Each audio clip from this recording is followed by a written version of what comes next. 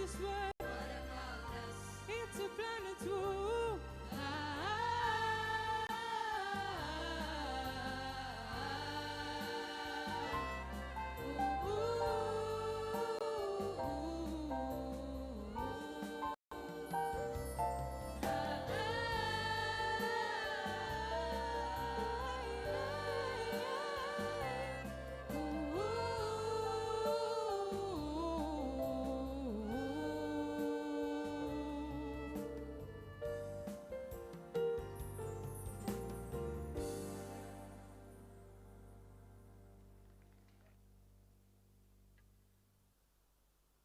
For your soulful rendition. Sustainability demands disruption and transformation. To mark this paradigm shift, we are introducing a unique inaugural experience. Over to Ravi Ramaswamy. Thank you for this welcome. It's nice to see all of you here for this very innovative inauguration function. We're just going to start now without any introduction from my side. So can I call our team on stage?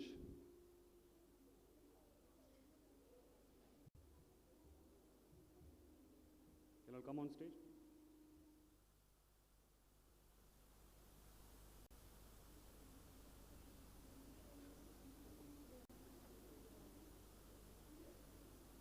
And as we know, can we just get into our two groups?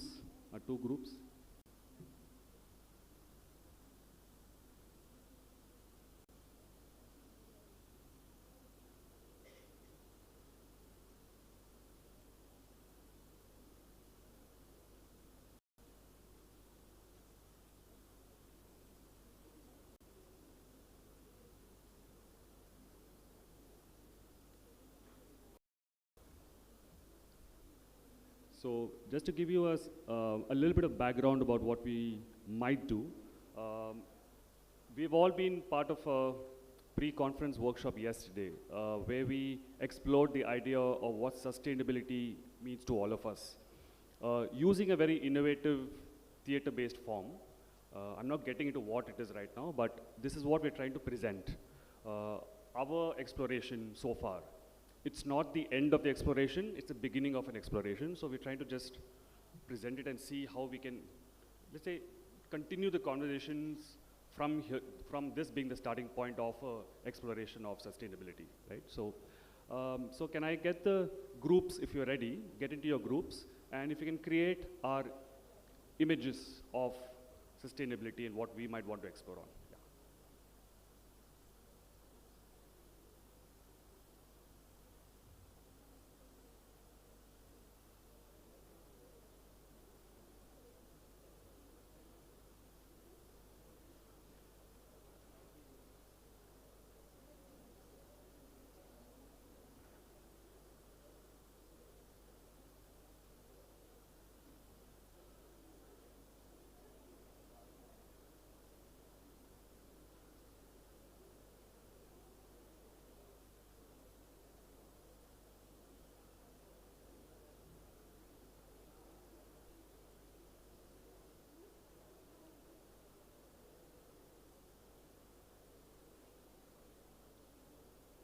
Check. Yeah. So we'll start when our fabulous group is ready. And what ready means is you stay in the images. So if you can just stay in the images. Yeah. And as we had said in our workshop, you are images. So also remember to breathe, right, as you're in images. Okay. So we'll start with one image. We'll go through all. The question, for example, if you can look at this image, can all of us from the back look at this image? Can we see what's happening here? This one? Okay. Okay. If you look at this image, from whatever you can see from wherever you are, what is this image telling you? Right? So if you can maybe have a mic around, it might help to kind of get, if people want to say, what is this image telling us about? If you can see this image.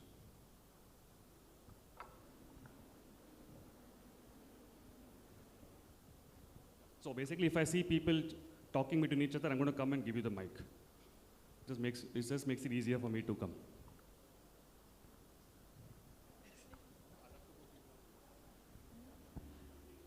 Excuse me. Go on. Okay, I feel like they are supporting that person. Yes. Sir, here. I assume the mom is the Mother Earth, and people are trying to save, and it feels like the Mother Earth is going to slip away, but we are trying to hold it. Thank you. So you're already seeing how interpretations are being made of a particular image, right? It's very interesting that we are looking at this. Anything else that you can see in this image? Any other story that's coming for you?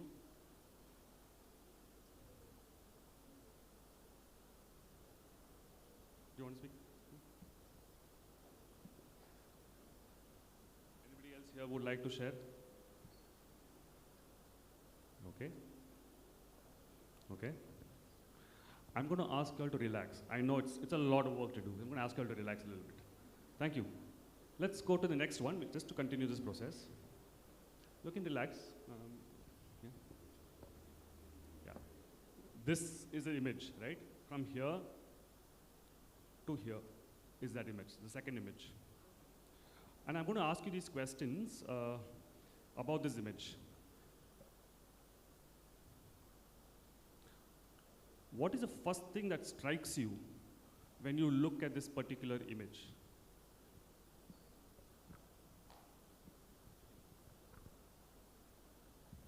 Something of a mental depression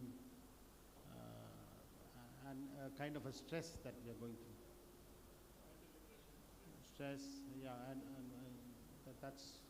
But here there is also something which silences the voices of the little ones.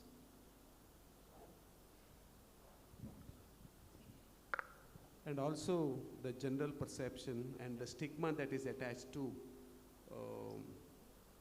mental and psychological issues. Yeah. So you're seeing that also? Yes, here. yeah. Okay. And if I can ask you, who is, let's say, contributing to the stigma towards mental health in this image? Who do you think might be? Oh, Yes. this person, this Yes. particular image? Yeah. Okay. And who do you think this might be, let's say, if you had to name a person or name somebody, who do you think that might be in the society that we live in? Not necessarily human beings, also social media. I can see a person holding a phone. Yes. But social media is also made of people, right? And also But it's still, it's interesting, technology. The power, the tech, okay, so tech and the use of the tech for certain things. Okay, interesting, okay. Anything else that's coming up for you?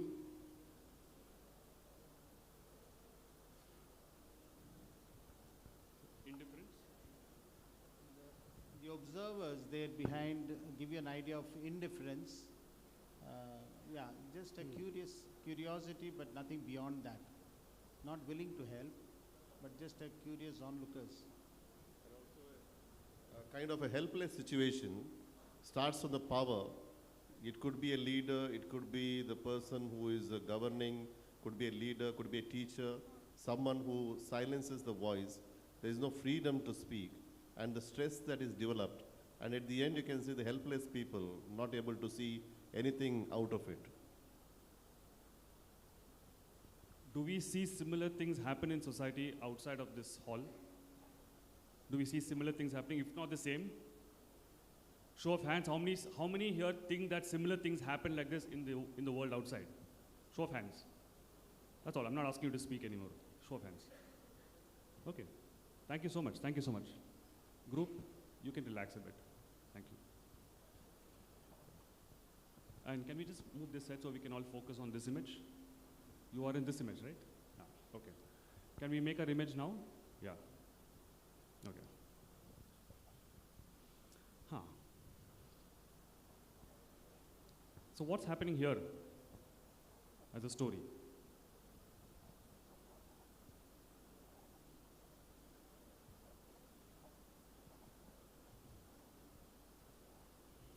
There's a hand that went up there.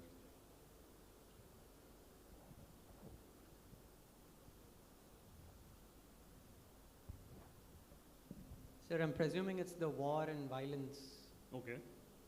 So can you just describe what you just said? The lady behind is holding a gun, I presume, and Okay. she's shooting the one in front. Okay. Meanwhile, the people are crawling, and I believe the lady behind is also holding a gun. So it's violence, war is what you said. Yeah. Okay. Interesting. There was a hand up that went up behind you. I also see lack of empathy among people in moments of crisis. People shouting out for help, Okay. and despite we being, a country with so much of population, it could be anywhere, Yeah. but still lack of empathy to come forward. Okay. Interesting. Can I ask you to do something? And I'm picking on what you said about the lack of empathy. So now I'm just asking us, maybe you can lead this thing, maybe get a few people who are around you, maybe 4 people or something, and create an image of where there is empathy. Okay. Because if this is a situation where there is no empathy or lack of empathy, create an image, maybe here, where you see how empathy works, right? If there was empathy, how would this society look like, right? All right. So just get 5 people, 4, 5, whoever. Okay, I need 5 volunteers. I need students from different college who have come to represent. You can just come up on stage. Just come up on stage. Can you also come up on stage?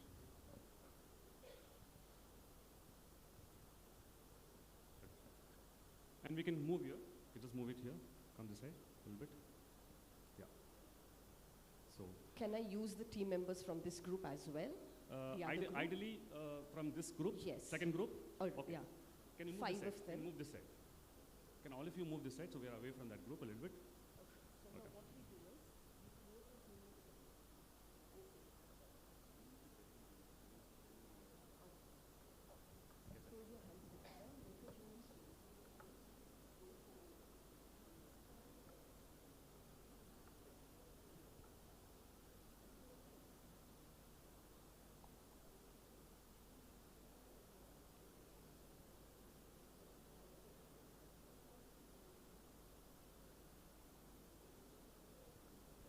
Now, okay, this is, we saw, can we see this? And they're all holding hands and standing around this group. I'm going to ask you this question. Where are you in this image? Cool.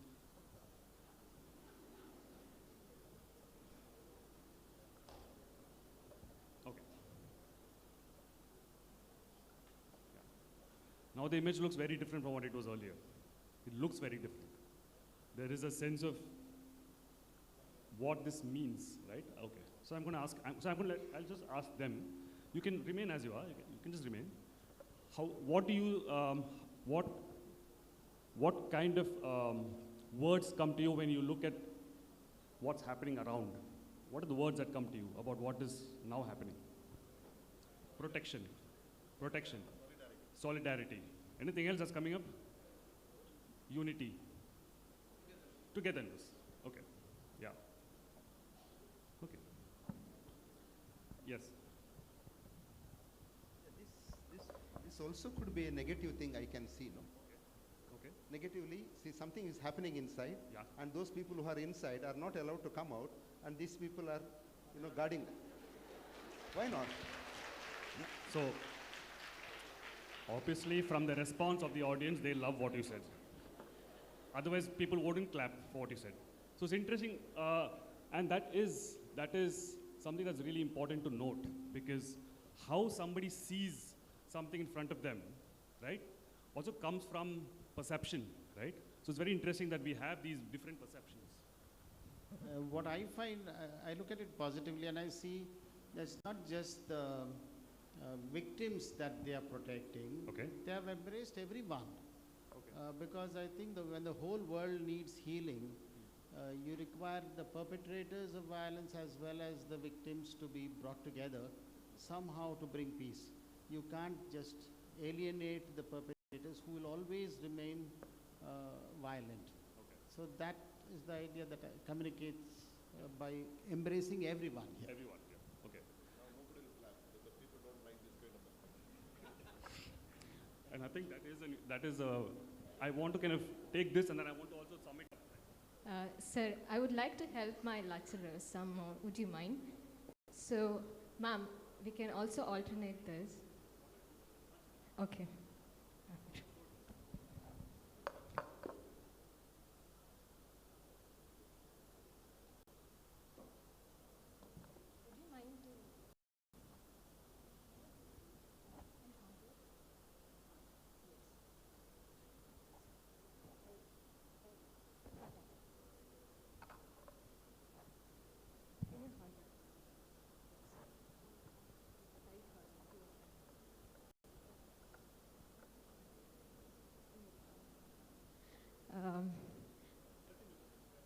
I want to put it in a positive way. So the ones, no, it's already done.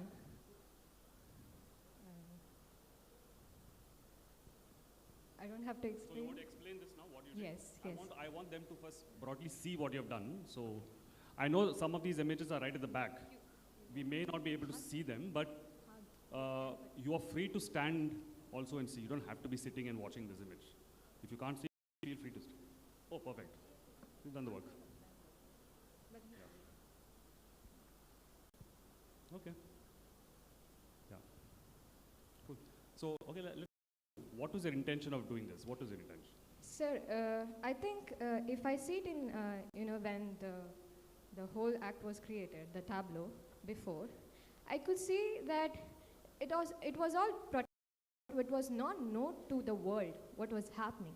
So whatever the togetherness, the unity they had, it felt like it was a coverage for the whole world.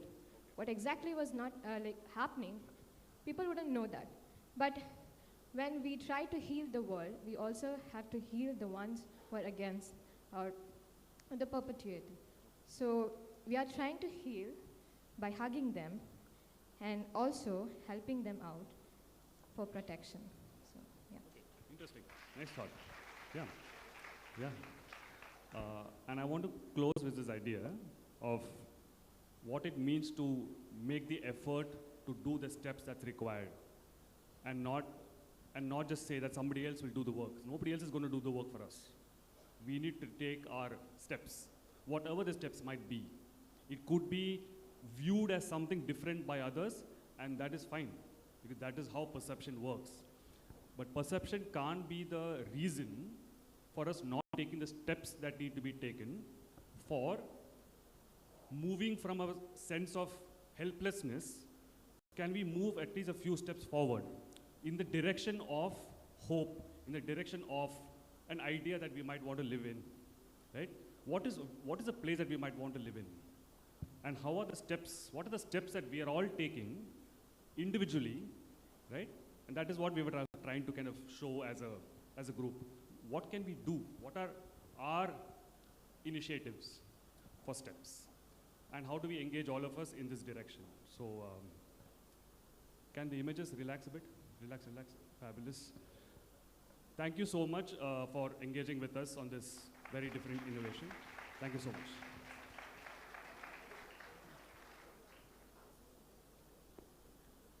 I request Dr. Ruiz Vera D'Souza, Dean of School of Arts and Humanities, and Dr. Lovina Lobo, convener of the conference, to escort the dignitaries, Mr. Vignesh Hebar, the chief guest, Professor Kete Mitsui from Season University, Japan, Reverend Father Melvin Pinto, SJ, Pro-Chancellor, Reverend Dr. Praveen Martis, SJ, Vice-Chancellor, Reverend Father Melvin Dicona, SJ, Pro-Vice-Chancellor, Dr. Alvin Disa, Registrar, Autonomous, Dr. Ronald Nazareth, Registrar, Dignitary University, Dr. Charles Furtado, Director of Admin Blog, onto the stage to formally inaugurate the International Conference on Sustainable Development Goals, Confluence of National and Global Actions by participating in the democratic and participatory theater called Theater of the Oppressed.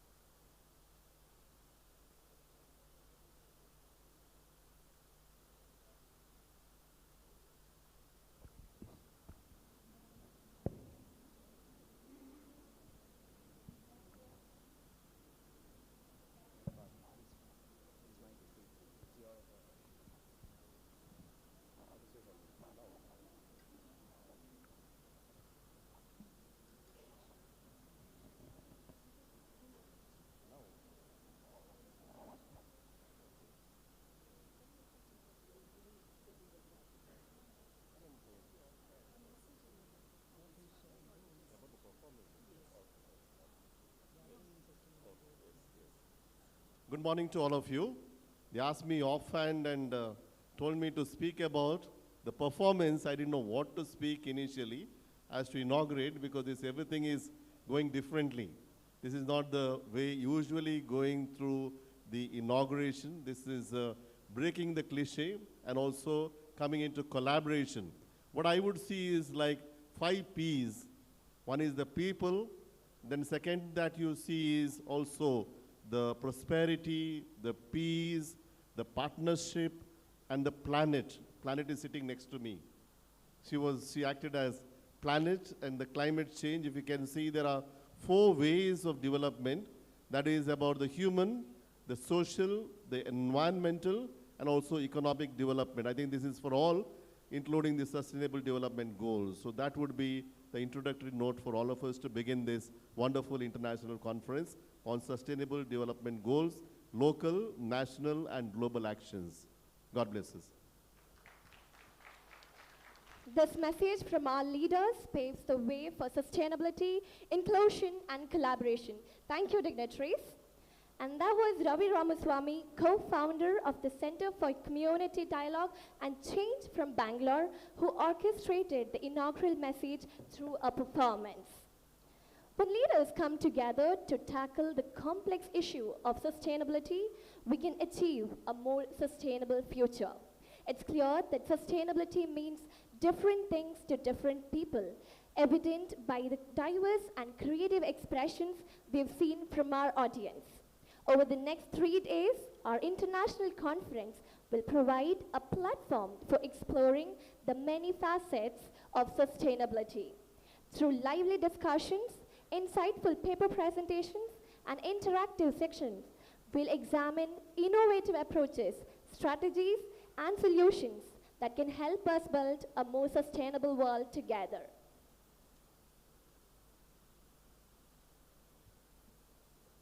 I now request Dr. Rosvira D'Souza, the Dean of School of Arts and Humanities, to welcome the gathering.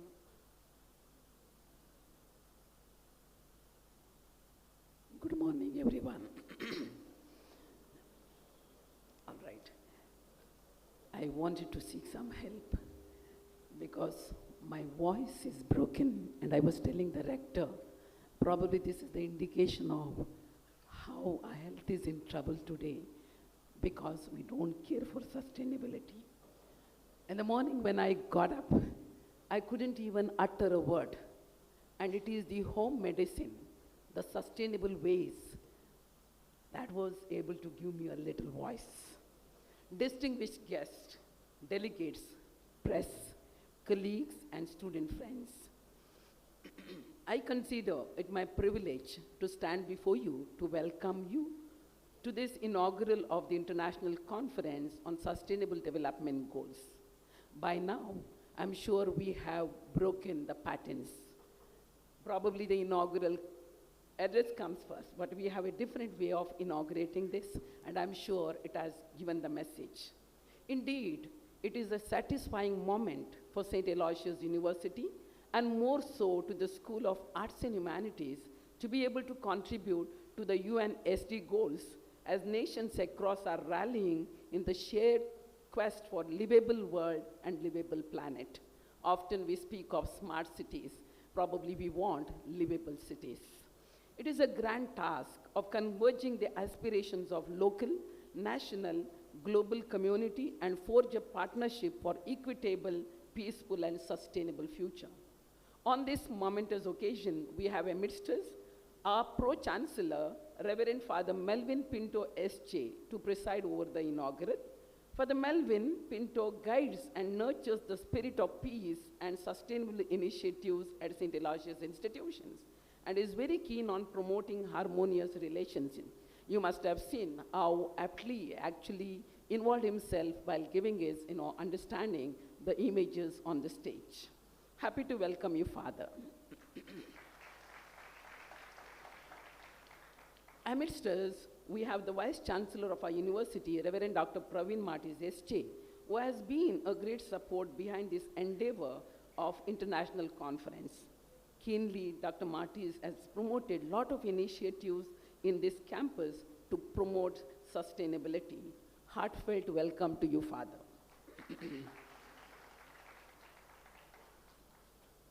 We have amidst us Vignesh Hebbar, our own student.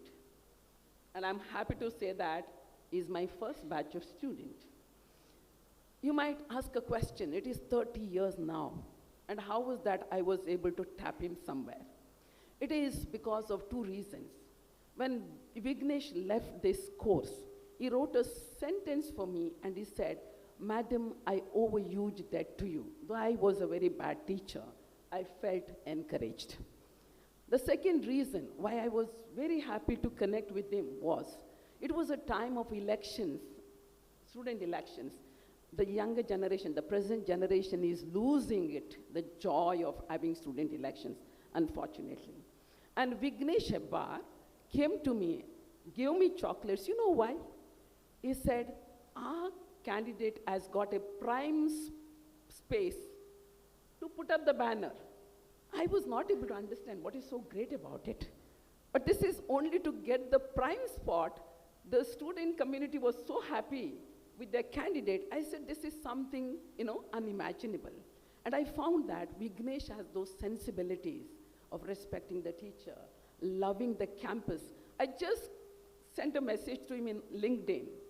First time connecting with him, immediately agreed and shown a lot of excitement to come to this campus on his own, right? He has seen to his travel and everything, and not even to pick him up from the place that we should.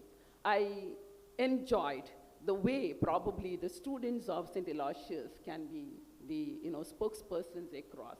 And to speak a bit about Vignesh, he is founder and CEO of ThinkLive Technologies Labs Private Limited. He has achieved global connect through his zeal in technologies. Vignesh started his career as an intern in Johnson & Johnson, and since then he has taken on distinct roles such as manager at Modi's Inc., senior manager at System Logic Solutions, Eximsoft Technologies before moving to lead Marble's Software India as vice president. After 8 years of a stint in this company, he went ahead to start Intel Leaf Solutions India, of which he is the founder, managing director, and CEO. He is not only successful at the domestic market, but also at the global market, and has contributed widespread and deep knowledge across various business sectors. He is complemented by his ability to understand various technology domains. The industry acknowledged Vignesh as a veteran in conceptualizing, establishing, and nurturing startups into large businesses with multiple growth streams in revenues and operations. His expertise in building and sustaining competitive and productive teams in business functions is commendable, and you can Google his expertise, well acclaimed across industrial domains. Vignesh, I don't want to spend more time on this, speaking about your credential. I think you have spoken in terms of your actions in many ways. Vignesh strongly believes in building and maintaining productive relationships, keeping updated at the work front, and being effective at a personal and team level while being sharply focused and aligned to the organizational goals. His company, iLeap, explores innovative solutions, cutting-edge technologies, and best practices that have been implemented worldwide. We are sure his greater capacity to identify opportunities for collaboration, knowledge sharing, and capacity building definitely accelerates the progress towards SDG. Vignesh holds a BA degree from our college, affiliated to Bangalore University, and a PGCM from IIM Kozhikode. I think I've pronounced it, yes, all right. Besides his career accomplishment, Mr. Vignesh is an avid golfer and a great singer. I'm happy to know that his spouse, Triveni Hebbar, a merchandising manager, Columbia Sportswear Company, USA, also is alumna of this institution, and Triveni completed her studies in 1994. As Vignesh vividly remembers, his singing in the campus attracted Triveni to him. And the friendship that they began ended up with a marriage, and they're completing 30 years of their marriage.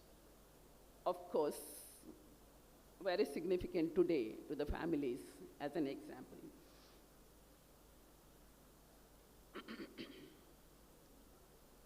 I'm happy, Vignesh, to welcome you. And I hope you take a lot many visits to this campus. So may I request Reverend Father Melvin Pinto S.J., the Pro-Chancellor, to welcome him with the sapling, the campus culture that's part of sustainability.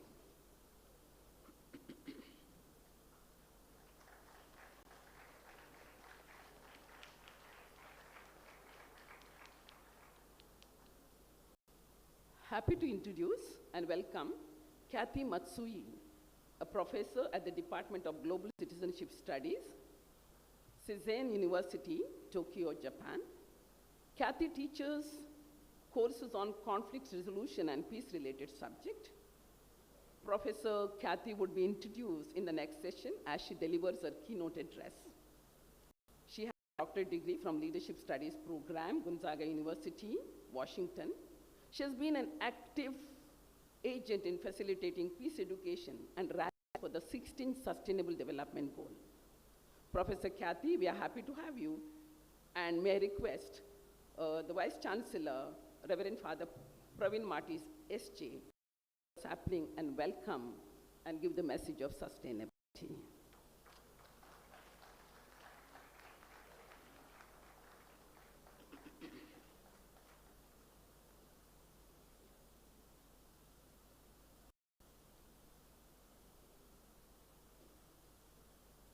Welcome to the Pro-Chancellor, Reverend Father Melvin Dikuna S.J., a great support. Dr. Alvin Desa, the Registrar of St. Aloysius Autonomous. Dr. Ronald Nazareth, Registrar of the University. Welcome to the Director of the Administrative Block, Dr. Charles Furtado, who collaborates, and the endeavors of our schools of arts and humanities at the administrative block. Welcome to Dr. Lovina, our own, who is one of the minds behind this conference. Welcome to our student who is behind this whole, event. So welcome to you. Welcome to all the dignitaries who are of the days. Welcome Ramaswamy for his beautiful way of actually getting us into the concept of sustainability. Welcome to the foreign delegates from Tokyo University and Seizen University. Welcome to Jeremy Gimnes, who has a credibility of traveling across 180 countries from SUNY Scotland, where we have an MOU. Welcome to the directors of various block, research coordinator, deans, head of the departments. Welcome to all my colleagues at the School of Arts and Humanities.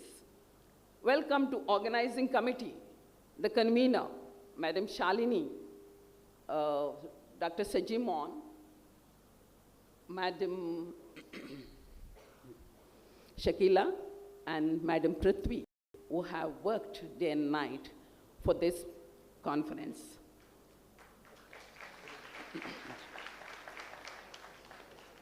Welcome to Prasanna, who has helped us to bring Vignesh here. Let us have a collective endeavor to promote a world where every individual can thrive, where our natural resources are harnessed for the benefit of all. As we embark this journey for 3 days, it is important that we make a choice, and sustainability is not a distant goal when we all join together. Welcome to all the delegates who are going to make a difference to this conference, and probably we build up a world where St. Aloysius University becomes very significant contributor to sustainability in the future days to come. Thank you once again, and I'm happy that I could.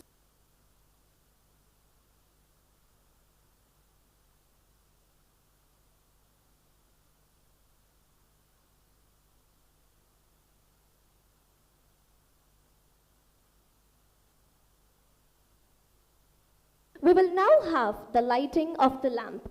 The sacred tradition symbolizes the triumph of light over darkness and illumination of knowledge and wisdom.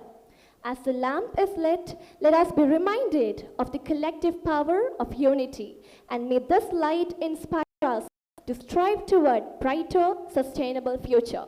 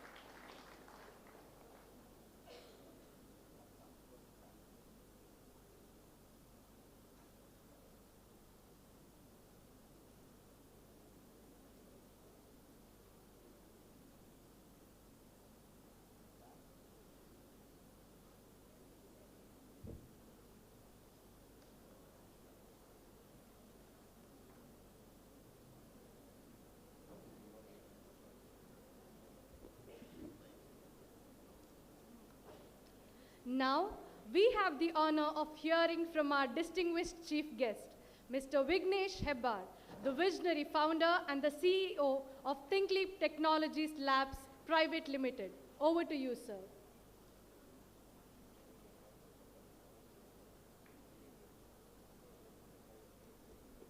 Thank you. Good morning, everyone. Respected dignitaries on the stage, though I love to call upon each one's name here, I think it's time consuming, so I'll restrict it to saying respected dignitaries on the stage. It's an incredible honor to be here today at St. Aloysius, now deemed to be a university, the place that shaped me into a person I am today. Walking through these familiar hallways which I just passed through and seeing this campus again fills my heart with nostalgia and nothing else but gratitude. First and foremost, I would like to express my heartfelt thanks to Dr. Rose Vera D'Souza, Dean of the School of Arts and Humanities, and the administration of this bona fide institution for inviting me here today. Standing here, I cannot help but reflect on the journey that began right here within this campus. This institution has been more than just a college to me. It was a launch pad for my dreams, a space that encouraged curiosity, nurtured talent, and instilled values that carry to this day. To my teachers and mentors who are present here today or otherwise, thank you for your guidance. The seeds of wisdom you sowed have borne fruit, and I'm deeply indebted to each one of you. I would like to remember and repeat and respect Dr. Alfonsos, Father Alfonsos, who paved the way for me into this great institution, which turned me a new leaf in my career and life. To the students here today, you are in one of the most important chapters of your lives. Cherish these moments and don't be afraid to dream big. Please dream big. The world outside may be challenging, but the foundation that you are building here in this institution, believe me, new, is more than enough to conquer the whole world. St. Aloysius is that kind of an institution which gives you the foundation to conquer the world. So please dream big. As I mentioned to you, this is just not an institution to me. To me, St. Aloysius is a temple that I worship. Thank you, St. Aloysius, for what I am today.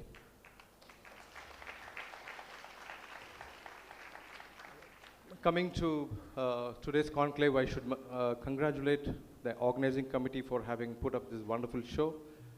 I'm certain all of us understand that this is a Herculean task, organizing a 3-day conference on this magnitude with dignitaries from all over the world.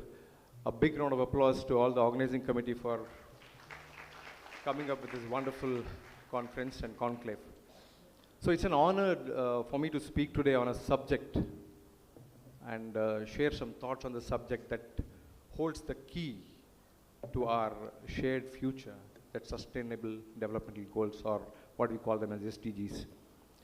So these SDGs, as we all know, was adopted by the United Nations in 2015, which primarily is a blueprint for achieving a better and sustainable world by 2030, right? So these 17 interconnected goals addresses the global critical challenges such as poverty, inequality, climate change, access to healthcare and education.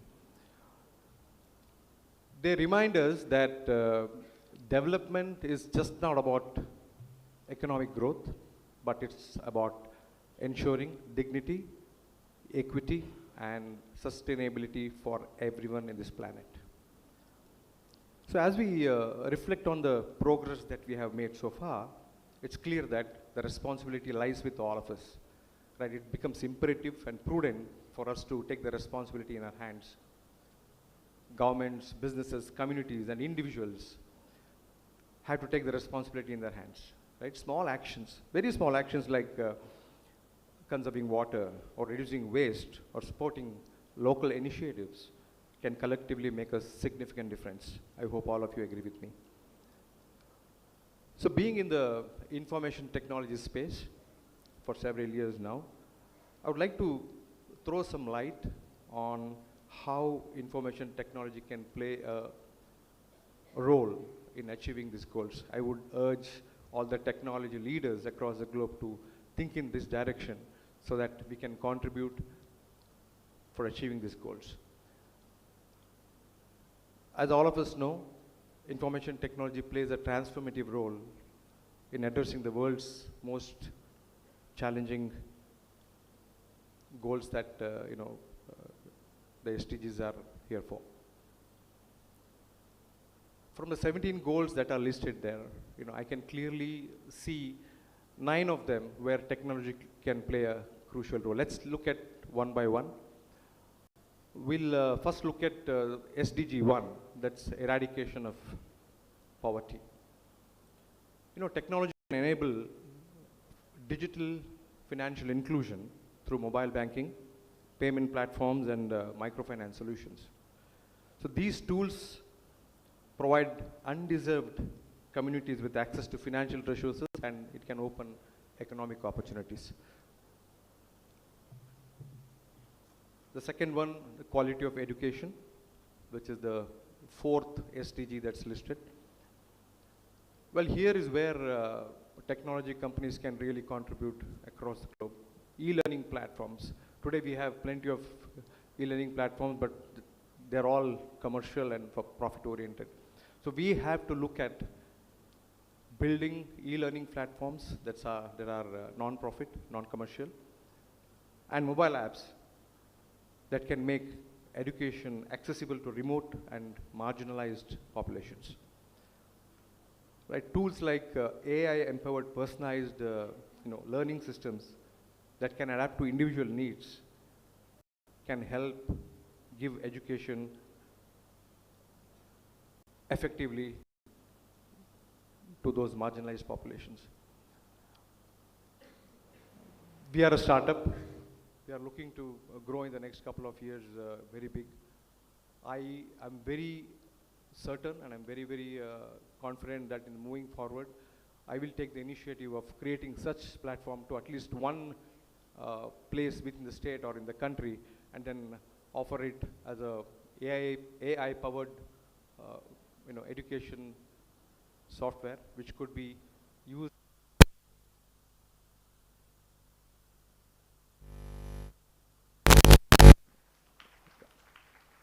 commerce involved in that, right?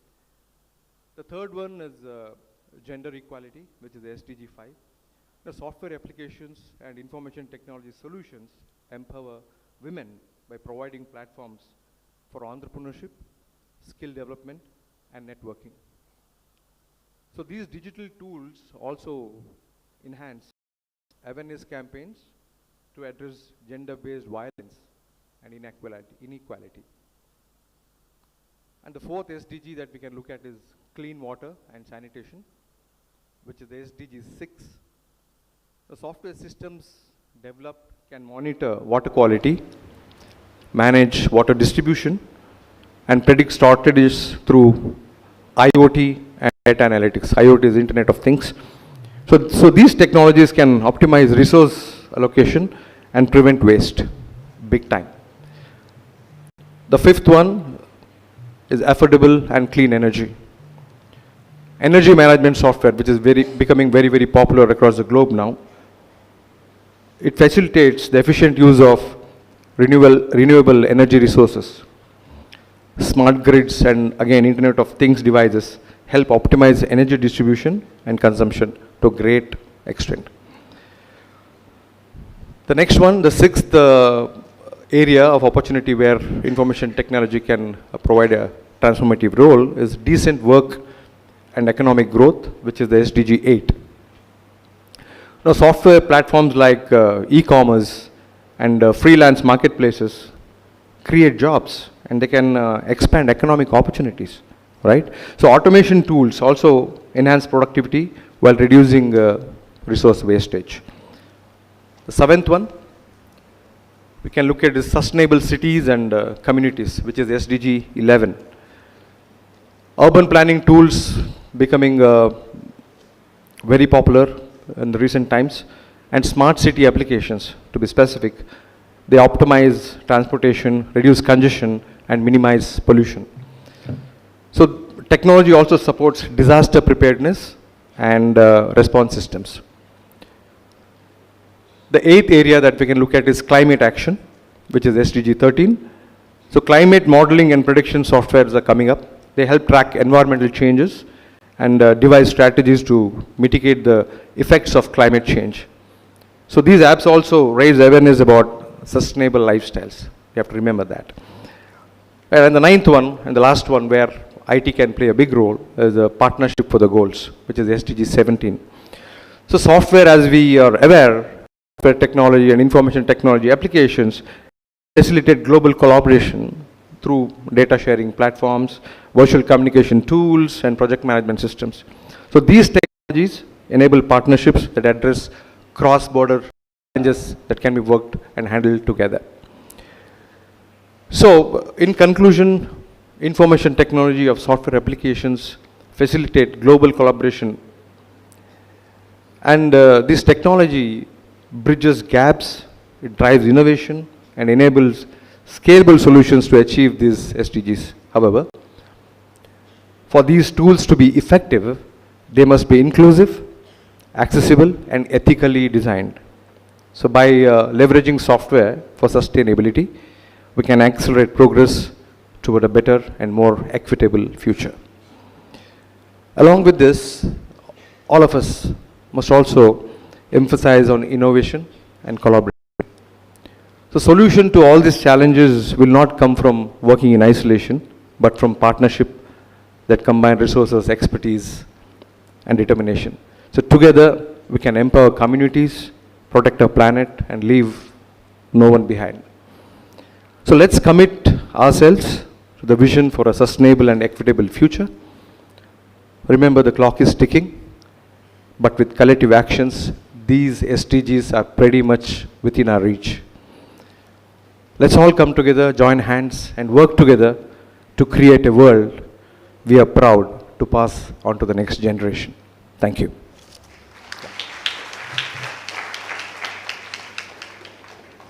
Thank you, sir, for your insightful address.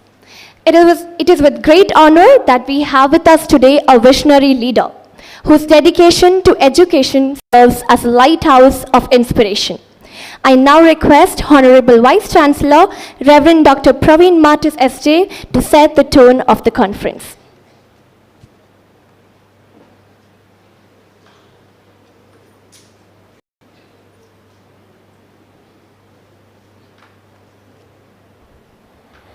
Respected Reverend Father Melvin Joseph Pinto, Rector of St. Aloysius Institutions and the President of today's International Conference, Mr. Vignesh Hebbar, the Chief Guest, Dr. Kathy, the Guest of Honor, and all the dignitaries on the days and off the days, and my dear participants and students and friends. I thought I finished my inaugural today by talking in the beginning. Then they asked me again, so I was confused. Why 2 times? Then I was just looking at the dates there. Can you see there down? Sustainable Development Goals, Confluence of Local, National and Global Action, 15, 16 and 17. It ends with 17 SDG goals. I was confused. Maybe that's where these people are going with all SDG goals and ends there on the 17. Maybe in the right way. In the right sense. That's what I was thinking of. Shall we have a quiz competition to know what is that goal of 15 SDG goal? Life on water, below water, or on earth, on land. Is a life on land, the 15. And the 16th? Peace, justice and strong institutions. So Aloysius comes there as strong institutions with peace, justice, and what we speak about. And the last one, 17, is our chief guest already spelled it out. The partnership. Partnership is very important. I think that's where 15, 16, 17, they ended there, but I think they have a message for all of us to give in ways that we are here to build the global partnership. I think that is where the international conference will play a major role in beginning this international conference on sustainable development goals. It begins with the local, then goes to the national and the global level. That means locally we need to see that at the grassroots level, all of us who are local, that we try to meet the goals, all the 17 goals, starting with no poverty, zero hunger, and then coming to this stage with 4 as the quality education. That is our role here at St. Aloysius, and then moving forward to take care of everyone and every part of life here on earth and also on the universe. Have you seen these SDG goals in the portico? How many students have seen the SDG goals which are there at the entrance of the admin block? Most of your admin block students. Can you raise your hands? My goodness, very few.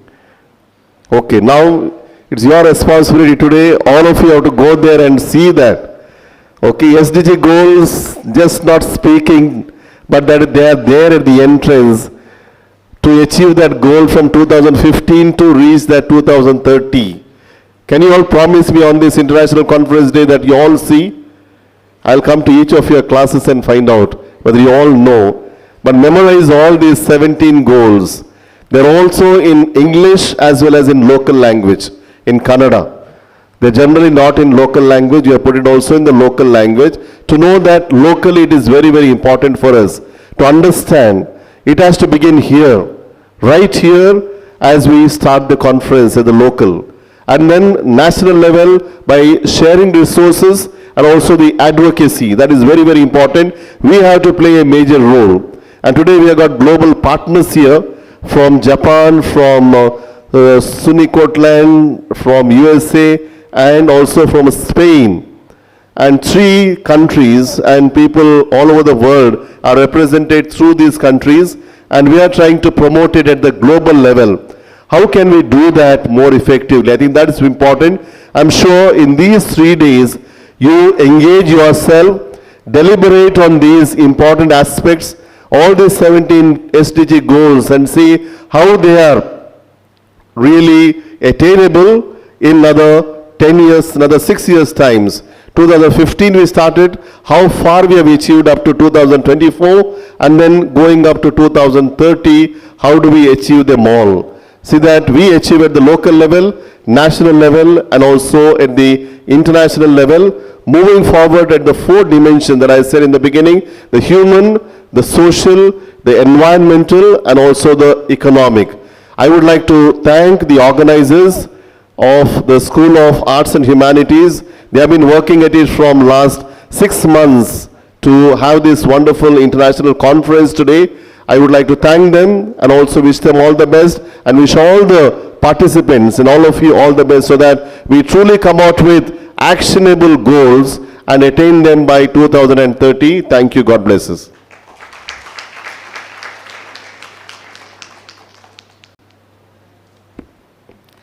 Thank you, Father, for your guiding words. Now, we move on to a significant moment of this 3-day international conference, the release of the Book of Abstracts. This publication encapsulates the insights and the research of over 80 experts, professors, research scholars, and students, showcasing the depth and the diversity of ideas being shared at this conference. I now invite the dignitaries on the dais to kindly step forward for the official release of the Book of Abstracts.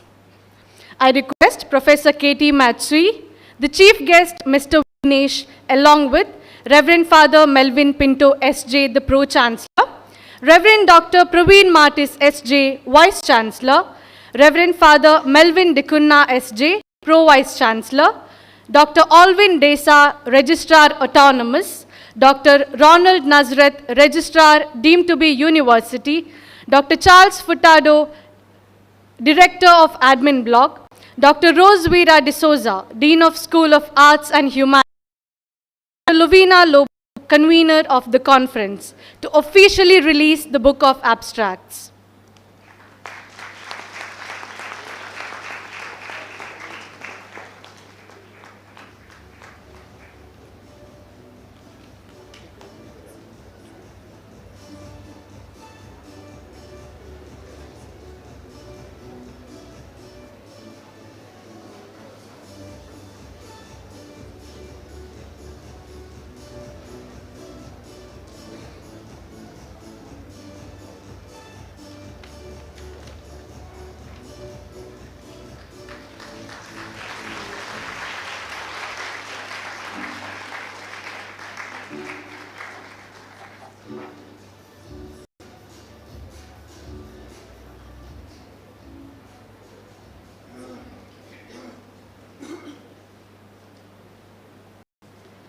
Thank you, dignitaries.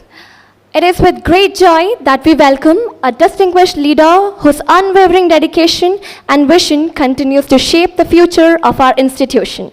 As the Pro-Chancellor, Reverend Father Melvin Pinto SJ has been a source of inspiration guiding us toward excellence. I request Father to give his presidential remarks.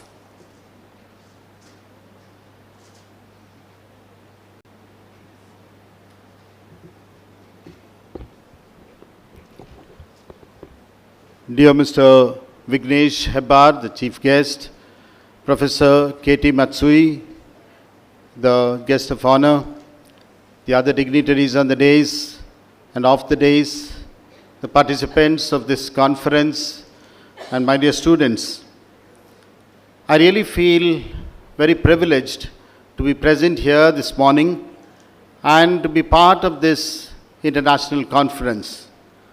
I acknowledge the presence of our guests from Japan, US, and Spain because we have come together to reflect on a very significant issue, that is the Sustainable Development Goals, and how it can affect us and how we can work on it, on the actions on the local level, national level, and the global level.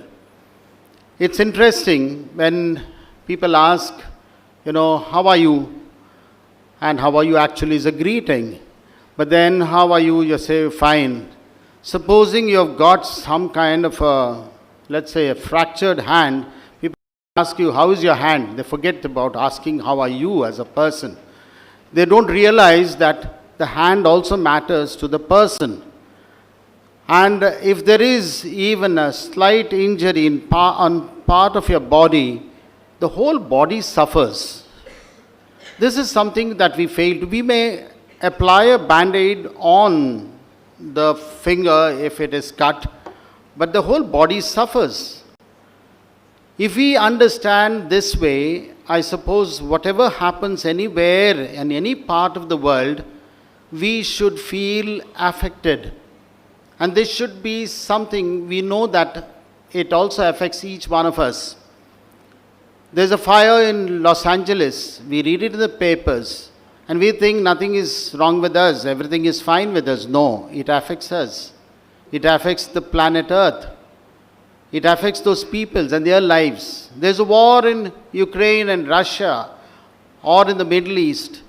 Now, we cannot say nothing is happening in India, and so we are fine.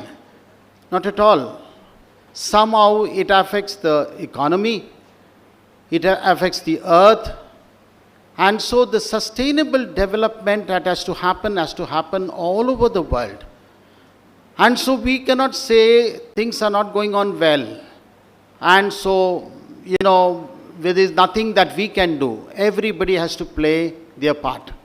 I was deeply touched by the inaugural, I would say, a beautiful inaugural by Ravi Ramaswamy. Did I get your name correctly? Yeah.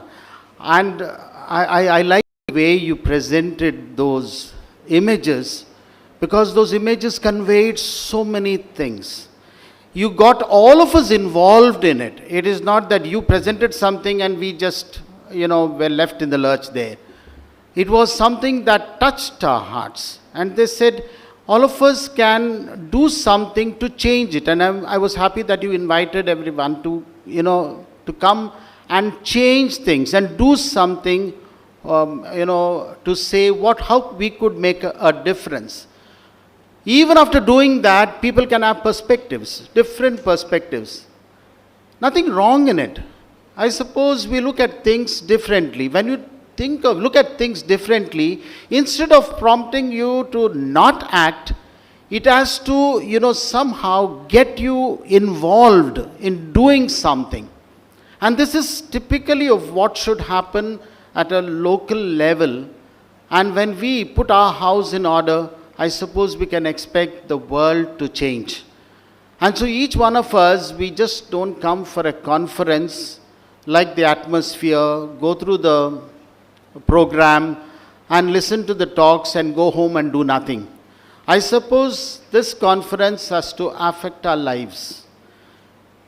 It is not that you're going to take up everything and do something, but then take up one issue at least, one sustainable goal, for instance, and say, what can I do to bring about a change? One sustainable goal. No need of going through all the 17. It's good for you to know the 17 goals, but then if you can take up one, make a study over it, and see how it can prompt you to come out with an action that could help to begin with your family, your neighborhood, your locality, and then you will get fresh ideas you will develop fresh ideas as to how to affect the world.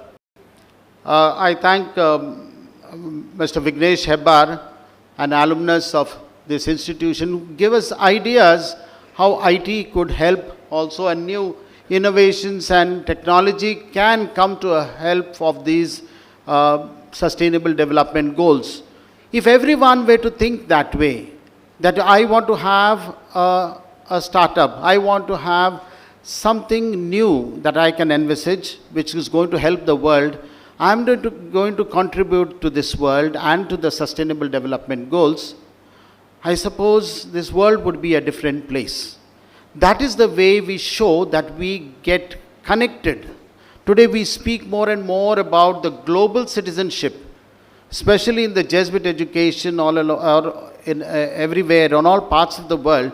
We speak about a global citizenship, not just my locality, my nation, but beyond that. And that's such a beautiful concept of a global citizenship. We are sometimes trained to think that I'm very, very patriotic if I start hating my neighboring nation. If I hate Pakistan, I'm a great Indian. How can that ever be? How can hate teach me patriotism? If I have to be a patriot, it should be the good of my nation and the good of my neighbors and good of the entire world.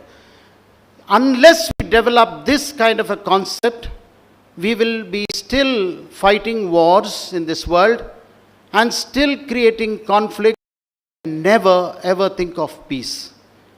Let us put our hearts together, not just our minds, put our hearts and minds together to participate in this conference, to bring about a difference in our lives, in our homes, in our localities, our neighborhoods, our nation, and in this world.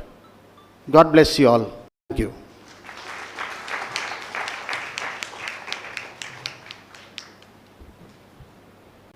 Thank you, Father, for your insightful address and sharing your vision with us today. Gratitude is not only the greatest of virtues, but the parent of all the others. I now request Dr. Lovina Lobo, one of the conveners of the conference, to propose the vote of thanks.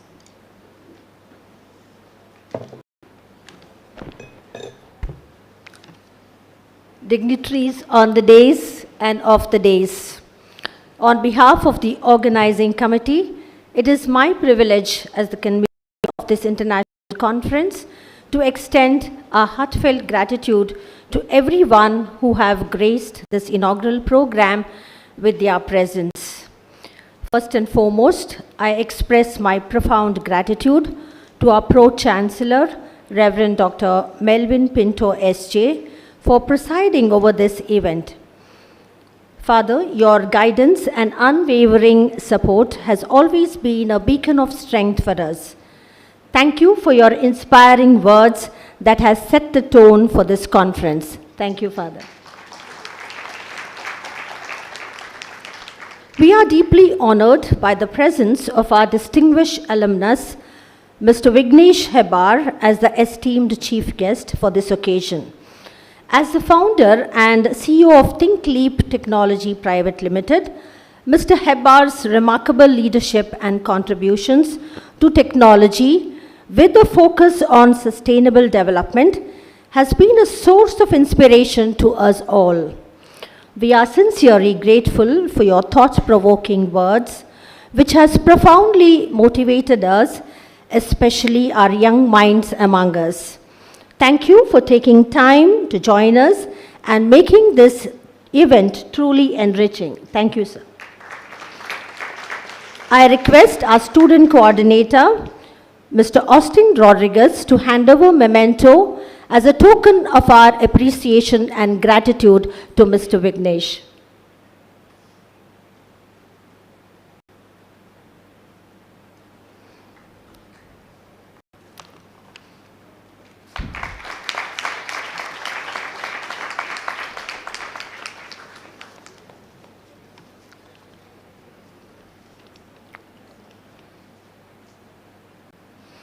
I extend my sincere thanks to our Vice Chancellor, Reverend Dr. Praveen Martis S.J., whose vision and commitment to academic excellence continue to drive us towards impactful initiatives like this conference. Father, your leadership has been instrumental in making this event a reality. Thank you for giving us a powerful message at the beginning and also for the address. Thank you very much, Father. We extend our heartfelt gratitude to Professor K.T. Matsui for her gracious enthusiasm to be part of this conference as a keynote speaker. She will enlighten us in the next session on the interconnectedness of national and global actions in achieving SDG goals. Thank you, Madam, for honoring us with your presence and being an integral part of this inaugural program. I am grateful to our registrars, Dr. Alvin Desa and Dr. Ronald Nazareth, for your unwavering administrative support and ensuring the seamless organization of this conference. Thank you, sirs. I extend my gratitude to Dr. Charles Furtado, the Director of Admin Block, for gracing this event and for extending his support in all our activities. Thank you, sir. I also extend my heartfelt thanks to the directors of all blocks for your presence and support. I express my deep gratitude to our Pro Vice Chancellor, Reverend Dr. Melvin Dekona S.J., for your and unwavering support to this conference. Your encouragement and guidance has added great value to this occasion. Thank you, Father. A special thanks to the Dean of Humanities, Dr. Rosevira de Souza, for dynamic leadership and guidance in organizing this event. Your commitment to fostering meaningful academic discussions has truly enriched our efforts. Thank you, Madam. We are privileged to have the presence of distinguished resource person, Dr. Jeremy Jimenez, who will be sharing his expertise over the course of this conference. Thank you, Dr. Jeremy, for gracing this inaugural program and your contribution to fostering meaningful dialogues.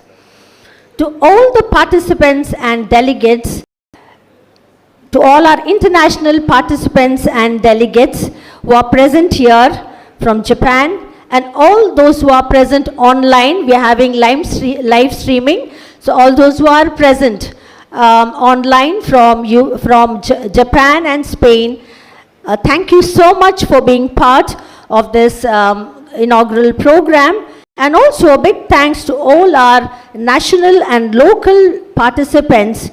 Oh, your enthusiasm and commitment to sustainable development exemplifies the collaborative spirit of this conference. A big thank you to all the students whose curiosity and engagement gives us hope for a sustainable future. You are the torch bearers of tomorrow, and your active participation adds vibrancy to this event. Thank you. Our heartfelt to all the members of the press for your coverage and for helping us spread the message of this conference. Thank you so much. I would like to take this opportunity to acknowledge the technical team and support staff whose hard work and dedication has ensured the smooth execution of the program. Thank you. I extend my heartfelt gratitude to Mr. Ravi Ramaswamy for coordinating this very meaningful inauguration by the display of at the very beginning of the program, which has set the tone for our conference on SDG. Thank you so much, sir. Finally, my heartfelt thanks to the organizing team and volunteers for your tireless efforts in ensuring the smooth execution of this program. Your dedication behind the scenes is the backbone of this. Thank you. Ladies and gentlemen, embark on this intellectual journey for the next few days, and I'm confident that the exchange of ideas and discussions will pave the way for the actionable outcomes aligned with our collective mission of achieving sustainable development goals. Thank you one and all for being part of this endeavor. Let us carry forward the momentum and make this conference a resounding success. Thank you. Thank you, ma'am. With this, we come to the end of our inaugural event. I request all to rise for the college anthem.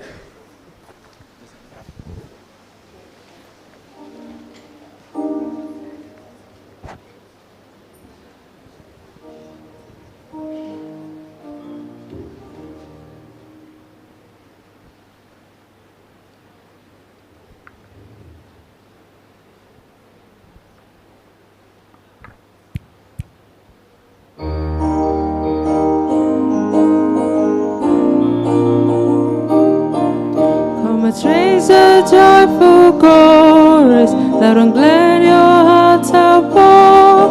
For the love of our Maker, bids a grateful song of songs. Why we bless to stand united, true to her forevermore. Why we bless to stand united, true to her forevermore. Why we bless to stand united, true to her forevermore. Loud and louder swell the chorus for the happy days of yore, for the awful toiling present and the years that lie before, for the name and fame and honor of our mother evermore. For the name and fame and honor of our mother evermore. For the name and fame and honor of our mother evermore.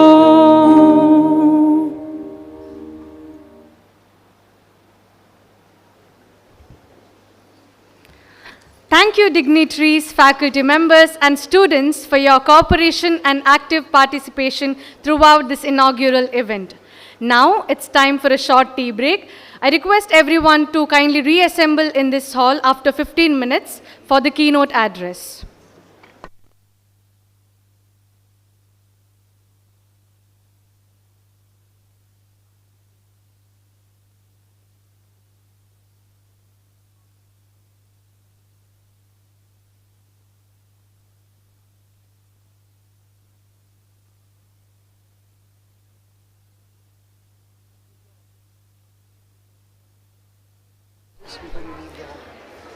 Everyone, please give your attendance to your respective class guides before you leave this hall.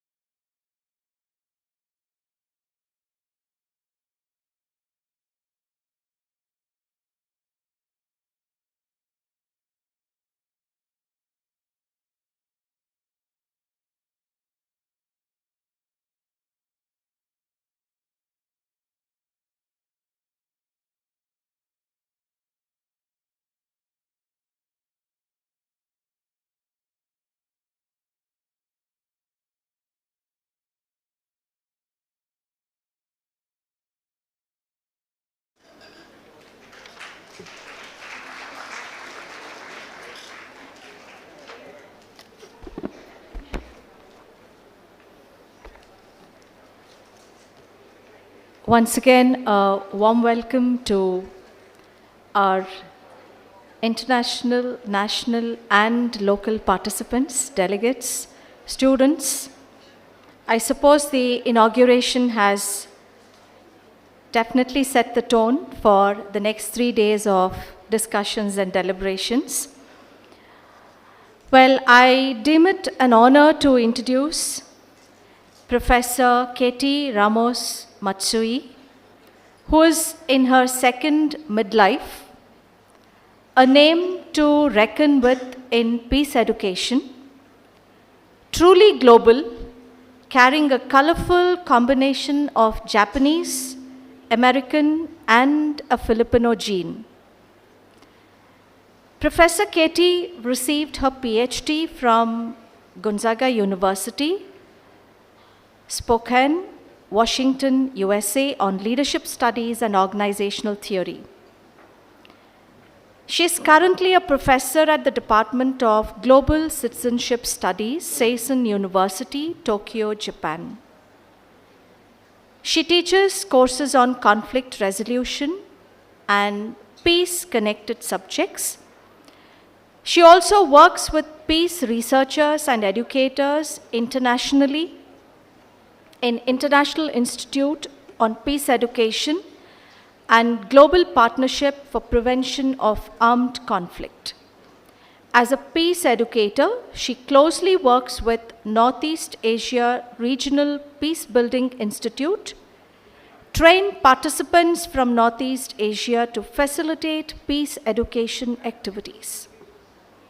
She is very actively involved in inter-religious dialogue and cooperation for world peace as a member of the Women's Executive Committee, Peace Research Institute, and the Reconciliation Education Task Force of World Conference of Religions for Peace, International Association of Religious Freedom, and International Association of Liberal Religious Women. Her publications are a testimony to the enormous efforts towards building peace. I would like to mention some of her recent publications, like Common Curriculum Guide for Peace Education in Northeast Asia, Peace Education in Japan, Past, Present, and Future, The Significance and Role of Religious Dialogue, Peace Research Religions for Peace, Japan, Shared Reflections and Learnings from Betty Reardon, Action Planning Models, National and International Partnerships in Asia, Lessons from World War II, Comfort Women, The Role of Peace Education in Developing Capacities for Forgiveness and Reconciliation. She is Katie in Japan, Kathy in America. Peace is beautiful, and so is Professor Katie. Over to you, Professor Katie.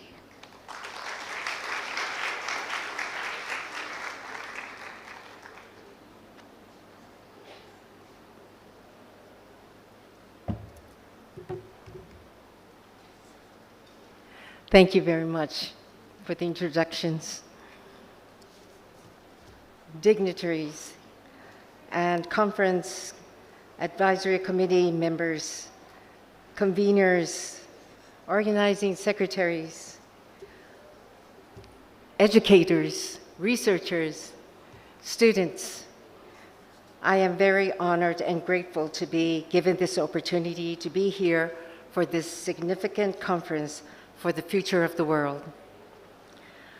I shall begin my presentation by commending the organizers of this conference, who have well summarized the reason we are gathered here today. Let me quote and focus on the 3 points that I wish to highlight. Start quote. Oh.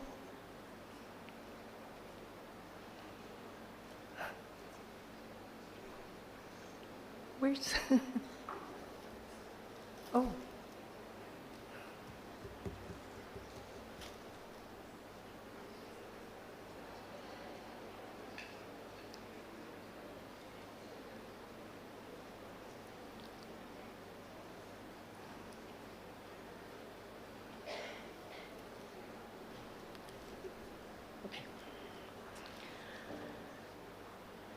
All right, and then so let me quote. It's in the threefold conference flyer, and it goes like this. Driven by the belief that unraveling the complexities of the SDGs demands interdisciplinary collaboration, and realization of the SDGs requires valor, adaptability, and a steadfast commitment to learning from experiences. Let us converge. Next.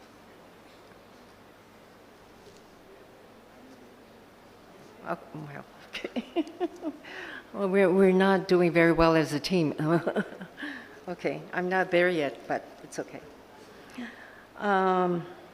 Right, and requires adaptability and a steadfast commitment to learning from experiences. Let us converge as a global community at this conference to discourse, exchange knowledge, best practices, and forge partnerships to plan the way forward to ensure a more equitable, peaceful, and sustainable future. End quote. The 2030 Agenda for Sustainable Development, adopted by all United Nations member states in 2015, provides a shared action plan for peace and prosperity for people and this beautiful planet now and into the future. Right. The overall action plan is to achieve the 17 Sustainable Development Goals.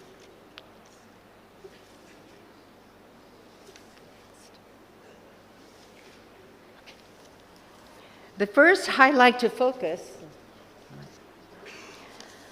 on is, quote, unraveling the complexities of the SDGs demands interdisciplinary collaboration.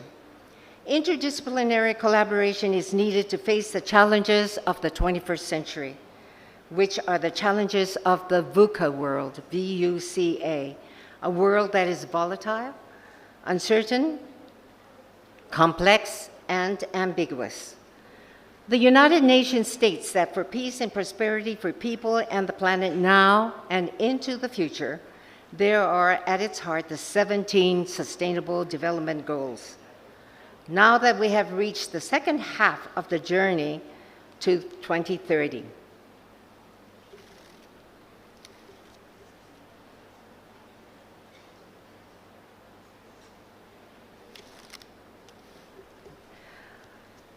SDG Progress Report of 2024 reports that only 17% of SDGs targets are on track to be achieved. Nearly half are showing minimal or moderate progress, and progress on over a third has stalled or even regressed. The COVID-19 pandemic, a growing number of conflicts, geopolitical and trade tensions, and the ever-worsening effects of climate change have combined to stall the progress of SDGs. Furthermore, the pandemic and other factors led to 23 million more people. Right, okay, we're done with that. Next. Furthermore, the pandemic and other factors led to 23 million more people living in extreme poverty and 123 million more suffering from hunger in 2022 compared to 2019, widening the gap in per capita income growth between the poorest and richest countries. In the area of climate and biodiversity, despite some reductions in greenhouse gas emissions in developed countries, greenhouse concentration hit record highs in 2022, with real-time data in 2023 indicating a continued rise. Carbon dioxide levels have surged to 150% above pre-industrial levels. Ocean acidification is on the rise and will persist as CO2 emissions continue to climb. And with the Russian invasion of Ukraine now in its third year, a brutal war now taking place in Gaza, and the conflict in Sudan yet to show signs of easing. The number of forcibly displaced people worldwide has reached an unprecedented 110 million between 2022 and 2023. Civilian casualties in armed conflict increased by 72%. So we're far from getting to the goals that we want to achieve. Can we hear the moans and the cries of our community and earth in pain? Can we feel that the world all the more needs our attention? Interdisciplinary collaboration is needed to develop and educate global citizens to be independent, to develop global perspectives, to develop harmony among people from other countries and ethnic groups, to understand diversity through cross-cultural education, to respect Earth and all living things, to promote global well-being while enriching their own lives, to learn to create imaginative solutions to world problems, to help solve diverse global problems, and to become active citizens, to make changes in society for the good of everyone. All of us gathered here today are from various interdisciplinary backgrounds, and we are here to collaborate, to make sure that we meet the global goals. Interdisciplinary collaboration happens when we, from different disciplines, work together to meet the 17 Sustainable Development Goals. SDG 17 mentions an urgent call for action by all countries, developed and developing, in a global partnership to recognize that ending poverty and other deprivations must go hand in hand with strategies that improve health and education, reduce inequality, and spur economic growth, all while tackling climate change and working to preserve our oceans and forests. To achieve the goals, we need people to take action. To take action, we, the people, need the knowledge and the skills to reach the goals. Thus, the next focus is education, practicing SDG 4, which is quality education. The second highlight to focus on is realization of the SDGs requires valor, adaptability, and a steadfast commitment to learning from experiences. Here, education plays a major role. Our Department of Global Citizenship Studies at Seisen University in Tokyo, Japan, was established in 2001 to prepare citizens to be active with valor, adaptability, and a steadfast commitment to learning from knowledge and experience. The program offers interdisciplinary curriculum. The word education means to retrieve the knowledge within each individual. These words also remind me of an aha moment, an eye-opening experience I had at my first peace education conference held at the University of Hawaii about 40 years ago. This was the first time I met my mentor, Dr. Betty Reardon, the mother of peace education and the founder of this peace education conference. She used to be professor at Teachers College in New York. So this is a life work to practice SDG 16, peace, justice, and strong institutions. This experience that I had from Dr. Reardon, activities I participated at the conference really touched my heart. It was a great experience, a really eye-opening experience. And these first experiences roused my feelings. Then it became the willingness to share this feeling with others. And out of this willingness came the tremendous force for work to take action, to work for peace. Betty Reardon contended that the ultimate goal of peace education as global citizens is to preserve this beautiful earth and all living creatures. War is devastating to human beings and to the environment, and yet nations have failed to find alternatives to war.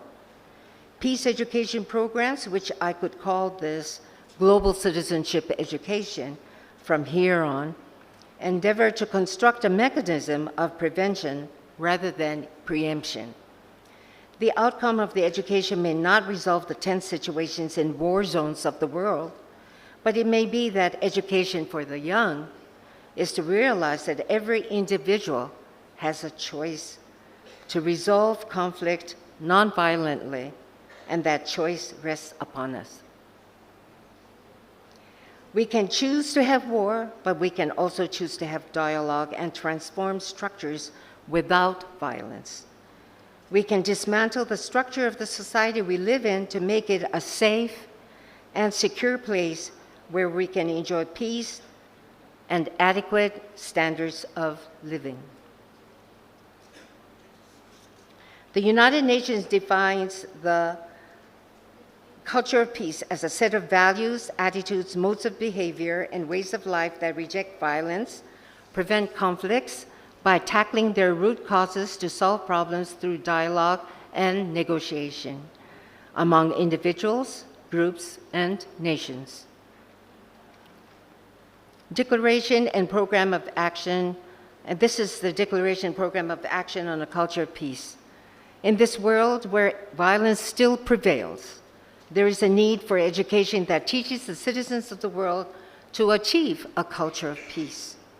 We need to explore the process to overcome post-war historical trauma to the victims and atrocities of the Japanese military through global citizenship education. In Japan, we still carry on that trauma. And the countries surrounding Japan also carry on that trauma, even to this day.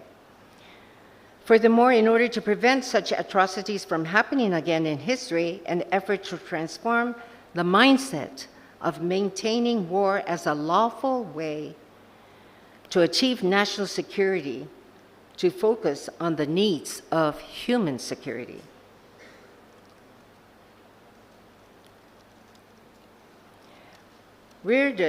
Betty Reardon, argues that if nations are striving for authentic human security, they are not so likely to be preparing for or waging war, but rather working toward peaceful, less costly resolution of conflicts and mutually beneficial solutions to common international problems. Building constructive relationships with rather than threatening other nations. Thus, global citizenship education can develop leaders to strive for human security as a criterion to reach the global citizenship education, ultimate goal, and a culture of peace. For the well-being of Asia, transforming the culture of militarism to a culture of peace and nonviolence is mandatory.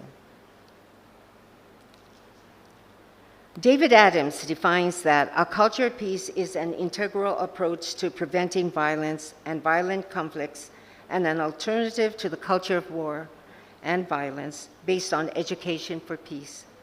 The promotion of sustainable economic and social development, respect for human rights, equality between women and men, democratic participation, tolerance, the free flow of information, and disarmament.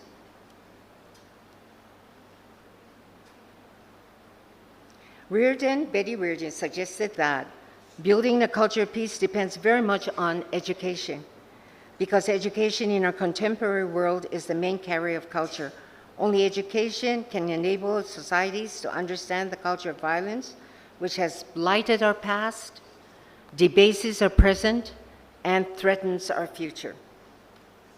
It is through education that peoples of the world will be able to derive and prepare to pursue the vision of culture of peace. What emerged from the learnings offered by Reardon was the establishment of the Department of Global Citizenship Studies at Seisen University. The Global Campaign for Peace Education Japan, Global Citizenship and Peace Education Certificate Program, as well as Global Citizenship Studies Graduate Program at Seisen University.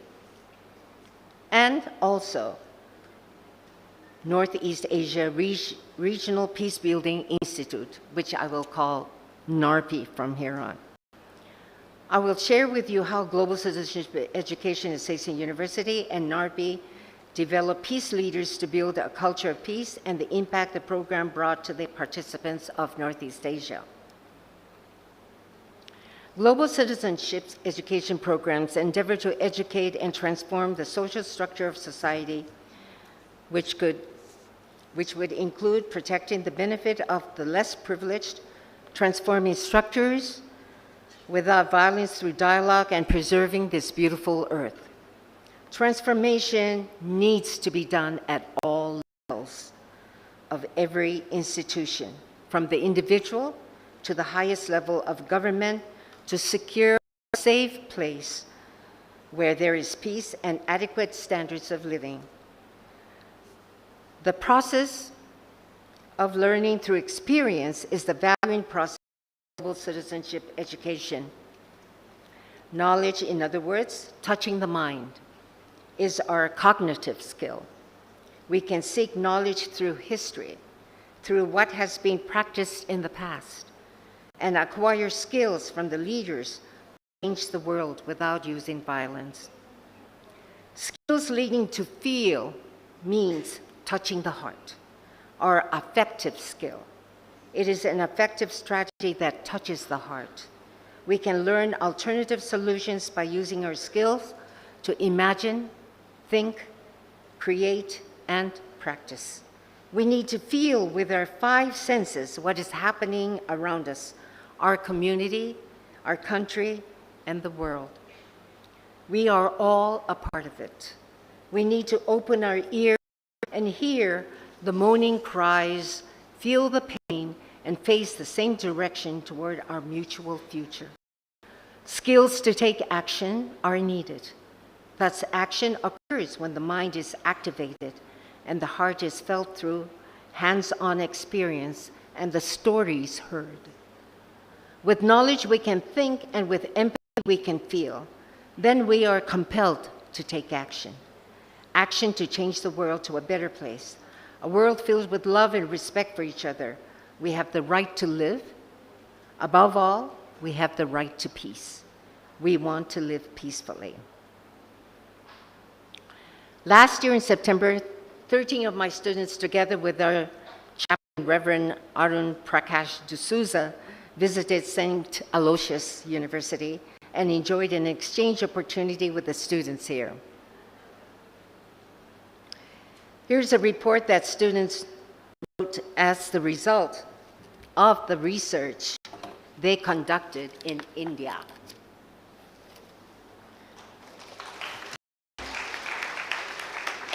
When you have the chance, please take a look at it. And let me see, right.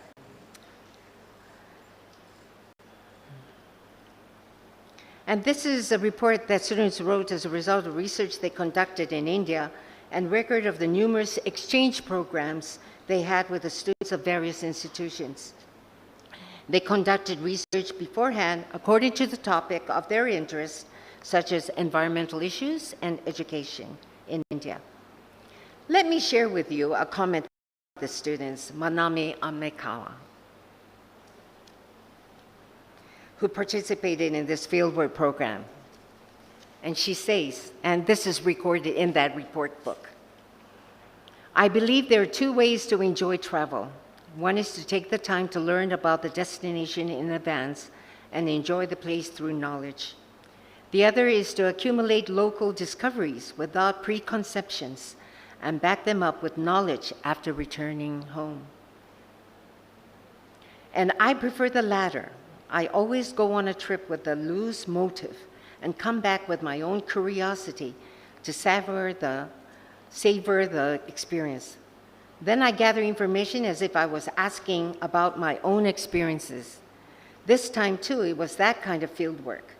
Before my departure, I had researched issues related to marriage faced by Indian Hindus, such as dowry and sati, but earlier on in my field research, I learned that they have historical perspectives that are prohibited by law now.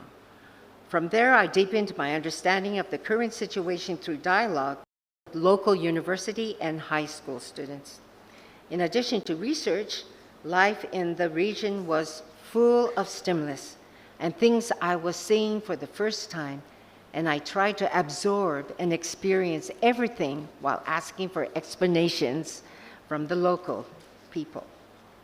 I learned that there are differences in security and education between the North and the South that is impossible for outsiders to judge cultural values, such as cockfighting and rolling coconuts, and that ideas and outlook on life are related to the situation and background in which one is placed.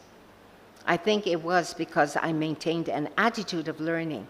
I was accepted like a family member at a wedding. Currently, I am still studying about India in my area studies class and continue my research for the main part of my research report on Indian Hindu views on love and marriage. From this experience, we came to understand that global citizen education is a personal teleology, a personal life work. I would like to ask all of you, what is your teleology? What is the reason why you came into this world? What is your mission in this lifetime? Think about it for a few minutes. What is your teleology?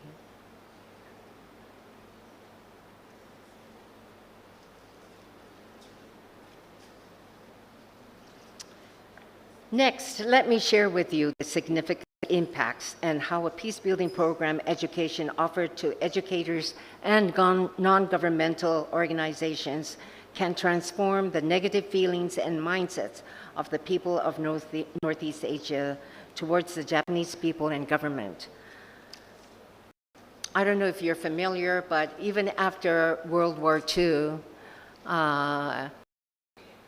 there are sensitive issues that pops up every once in a while in China or Korea about what the Japanese government is doing. We also have various border issues as well. So we still have problems in Northeast Asia.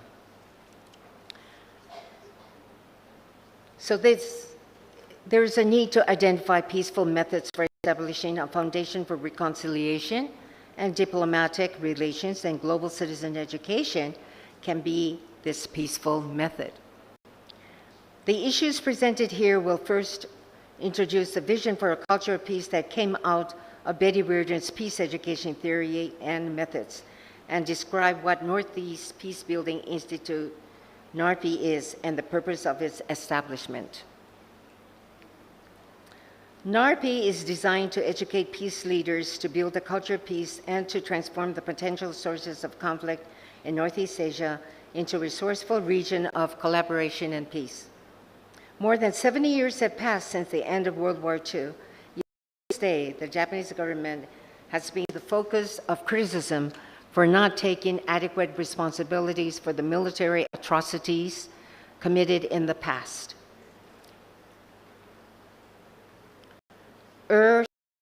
Historian stated that grudging offers of deep reflection and remorse, but not amounting to a genuine apology to its neighbors from Japan, coupled with Chinese and Korean refusals to forgive and forget past atrocities, have led to profound distrust among the countries involved.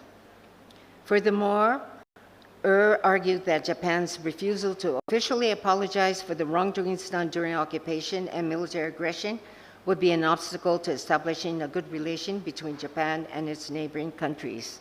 And one of the issues is the doctorate dissertation that Dr. Shalini mentioned earlier when she was introducing me on reconciliation and forgiveness, and I did my field work interviewing the comfort women in Korea.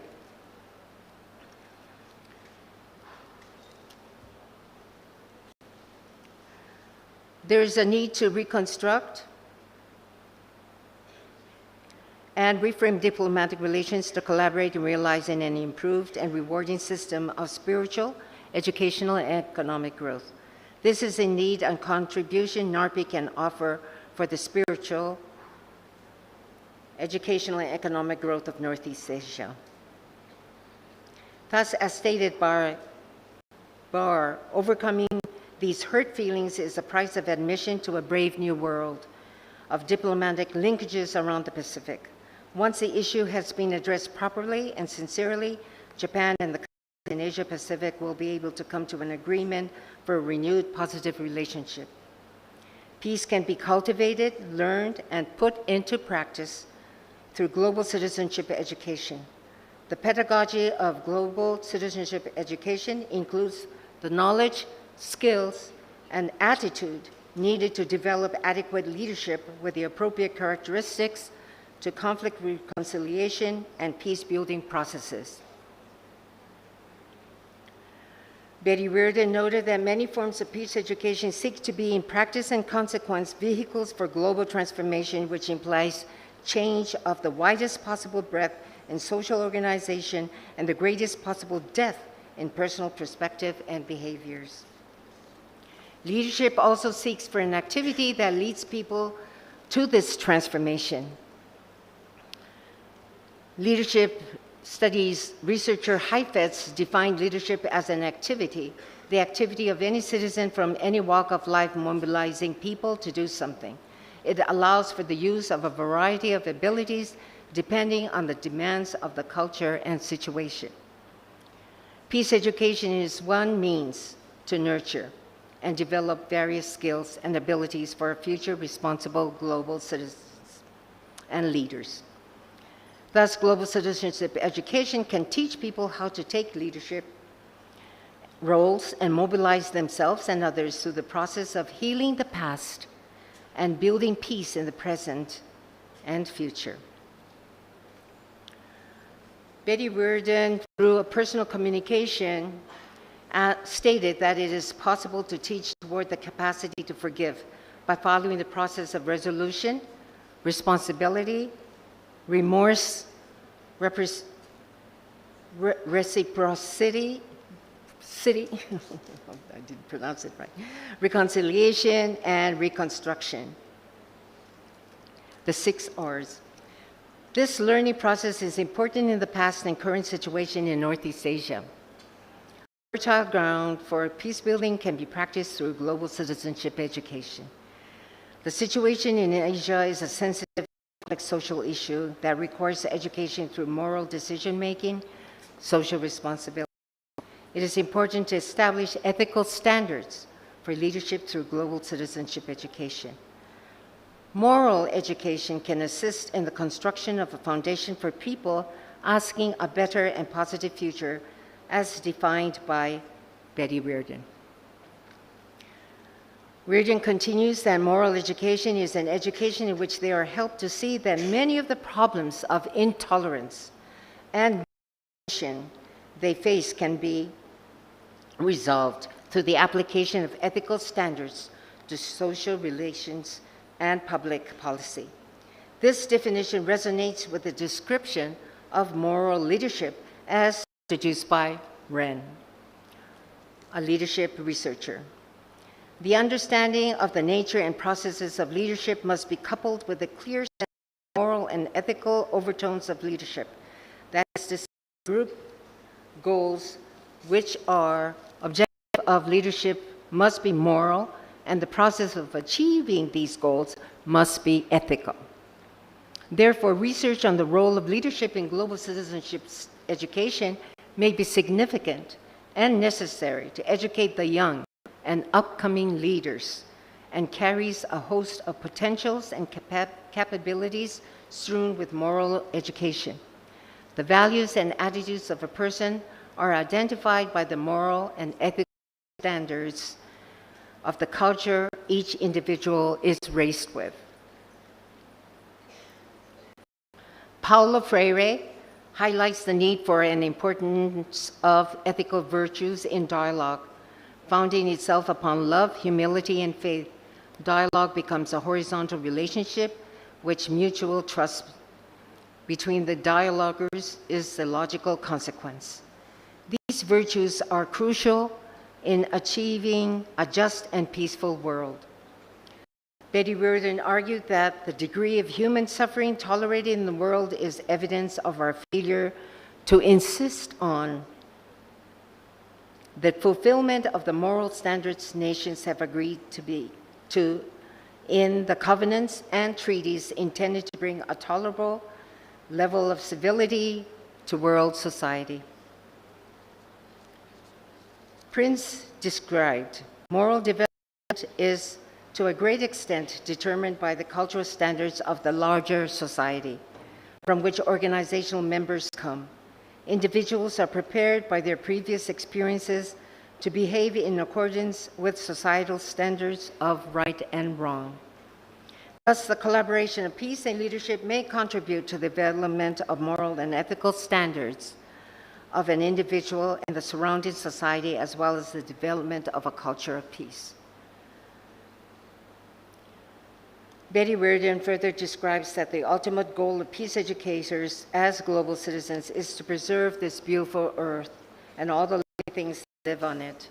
The value of citizenship calls upon us to educate people to be capable of creating a nonviolent social order on this planet, a global civic order offering equity to all Earth's people, offering protection for universal human rights, providing for the resolution of conflict by nonviolent means, and assuring respect for the planet that produces the life and the well-being of its people.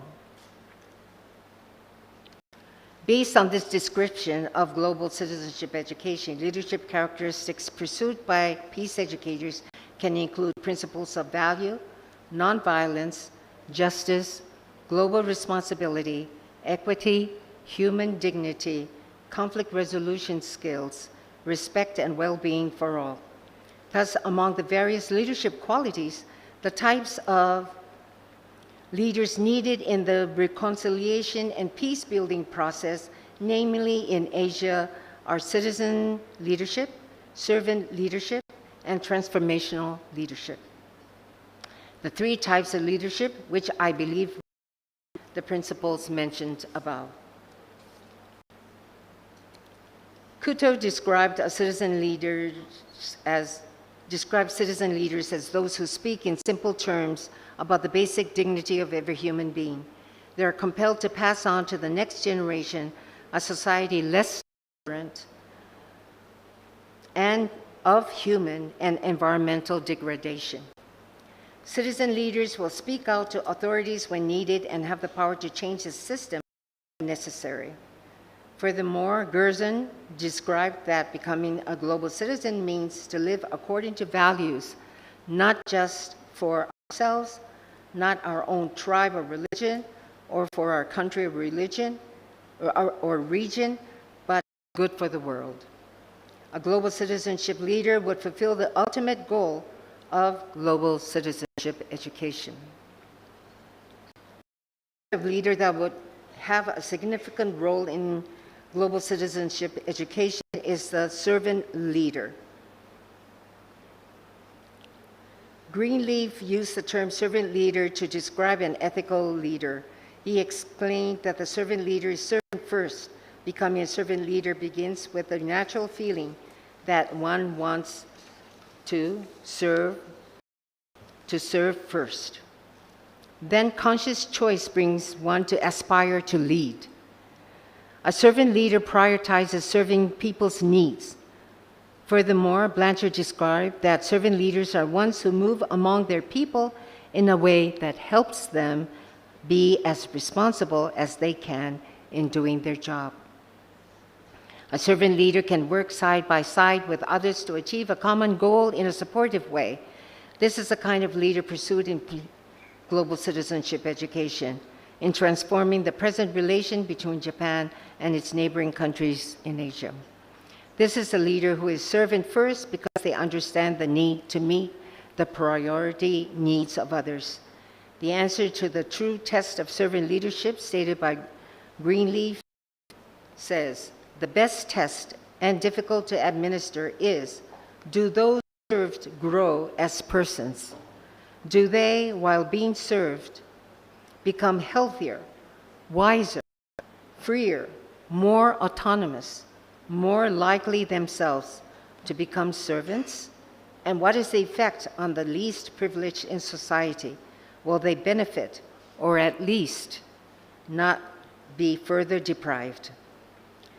The type of leader quality needed in peace education is a transformational leader.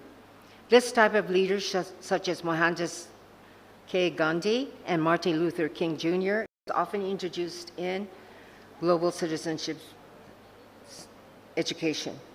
Transformational leaders often charismatic or idealized influence that envisions an inspirational motivation for followers and compels them to engage in shared goals. Furthermore, Bass and Steidmeyer described that an intellectual stimulation of a transformational leader helps followers to question assumptions and to generate more creative solutions to problems. Its individualized considerations treats each follower as an individual and provides coaching, mentoring, and opportunities. These characteristics of a transformational leader can contribute to peace building for the common good of all. It is important to face the challenges of change with new insights and different perspectives. Global citizenship education plays a vital role in educating learners to become global leader citizens.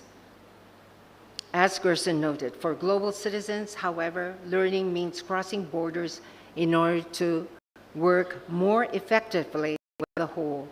We might call it integral learning because it is certainly striving to become aware of its own limitations and to expand the boundaries of the known. Global citizenship education is not complete unless the knowledge and skills acquired and the attitude and values developed are applied to action for the benefit of all. The Northeast Asia Regional Peacebuilding Institute, NARPI, began in 2009 to strengthen and empower people in Northeast Asia through providing peacebuilding training and building cross-cultural networks. Past venues of NARPI were Seoul and Inje, Korea. Inje is a town of the borderline of North Korea and South Korea. In 2011, Hiroshima, Japan in 2012, Inje again and Korea 2000, Nanjing, China 2014 and 2014 and 2019, right? Ulaanbaatar, Mongolia in 2015 and 2023, right?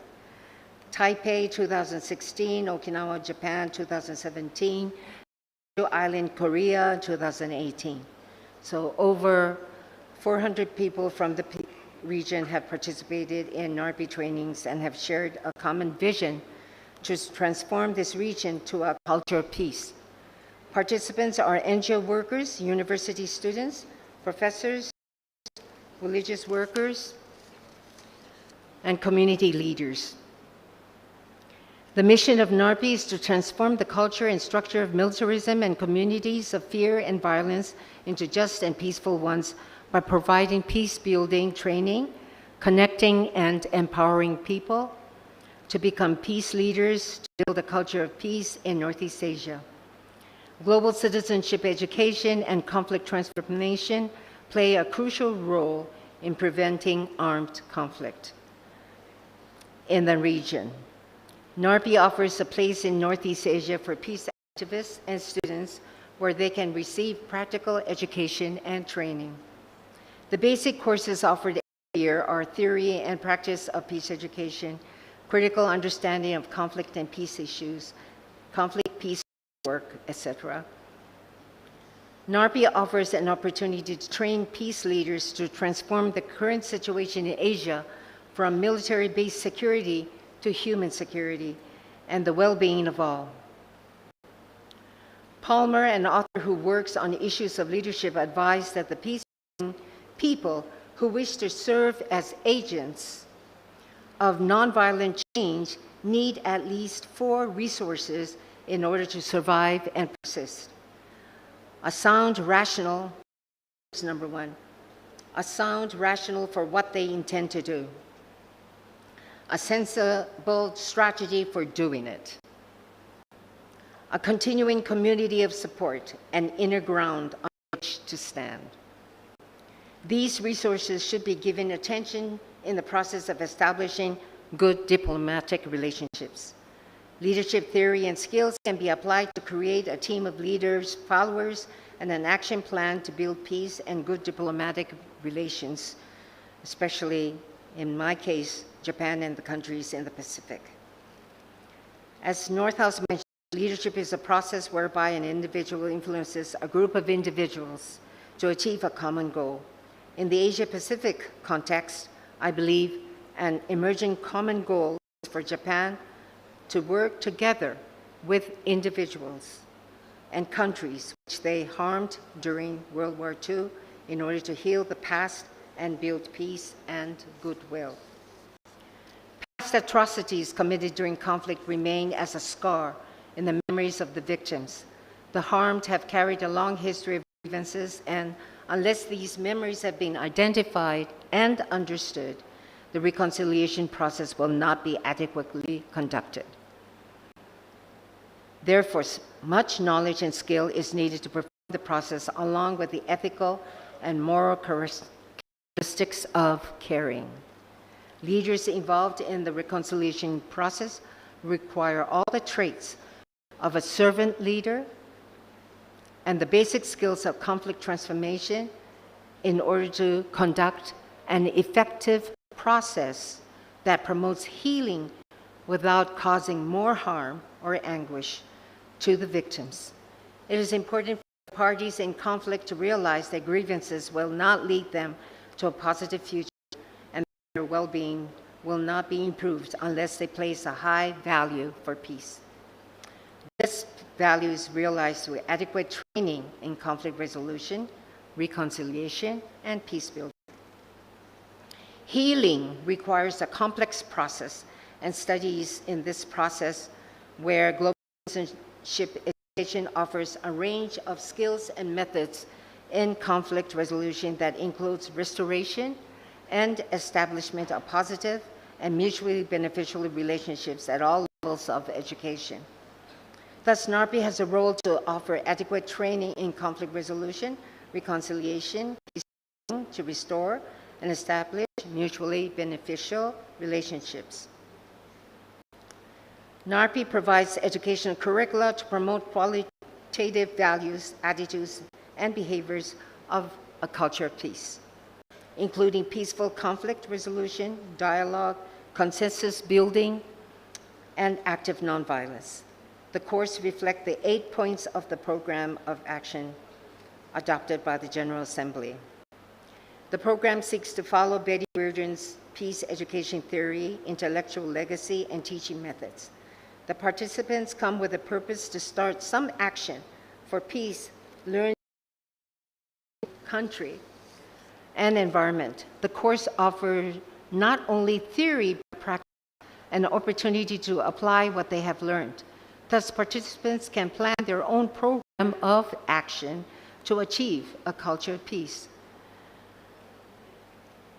The preamble of the United Nations states that one of the purposes of its establishment is to save succeeding generations from the scourge of war. There's a similar part in the preamble of the Japanese Constitution that says, we, Japanese people, determine that we shall secure for ourselves and our posterity the fruits of peaceful cooperation with all nations, and resolve that never again shall we be visited with the horrors of war. The horrors of war were what the NARPI participants witnessed in 2014 in Nanjing, China, where they have just experienced the first week of peace-building training program. Global citizenship education has aided the peace-building participants' process from this terrible incident, and together envisioned a positive way forward by proposing what they could do to change the cycle of violence. The Nanjing Massacre was an incident that happened in 1937 in Nanjing, where the Japanese military has committed genocide. According to scholarly research, the lowest estimate is 50,000, and the highest estimate is 300,000 given by the Chinese government. This gruesome history was recorded in the museum. After having taken peace-building courses and visited the museum, the participants of the NARPI peace-building training, Chinese, Koreans, Mongolians, and Japanese, all thought deeply and came up with some questions. One Mongolian participant explained, every horrifying photograph and artifact had an explanation which said, the Japanese military did this, or the Japanese government did that. Can't we change the subject of the sentences to war did this, or war brought about this horrifying situation? War changed the normal people into beasts and heartless beings. One Korean participant said, no matter what ethnic background we come from, don't we need to know and project the possibility that in times of war, we ourselves might build that evil in us and do beastly things that were done in Nanjing. One Chinese participant said, don't we have to think that we can do what we can do from here? What can we do to make this world a better and safer place to live? What can we do to learn from history and prevent any inhumane activities from happening again?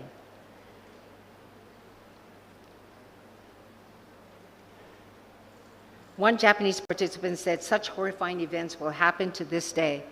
We still hear in the news of one country killing people of another country, of one ethnic group killing another ethnic group. The Northeast Asia participants posed such questions and they all responded in solidarity. What we need to do is to design peace education programs that would enable present and future generations to find nonviolent ways to resolve conflict and change the structure of the world from the culture of war to the culture of peace. Just as we have taken the peace building and education sessions, they feel that their attitudes have changed.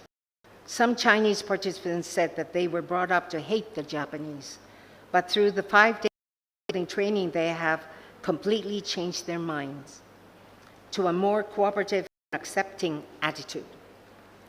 They have ceased their ill feelings as they worked together with the Japanese and learned about peace building. They realized that they were all aiming toward a common objective, a peaceful world.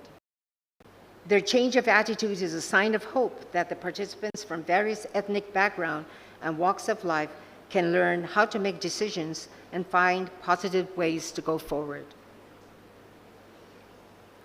Here's another inquiry for you to think. Is there a situation where such peace-building learning opportunity is needed in your area? Yes? If so, what kind of program would you imagine and put to action?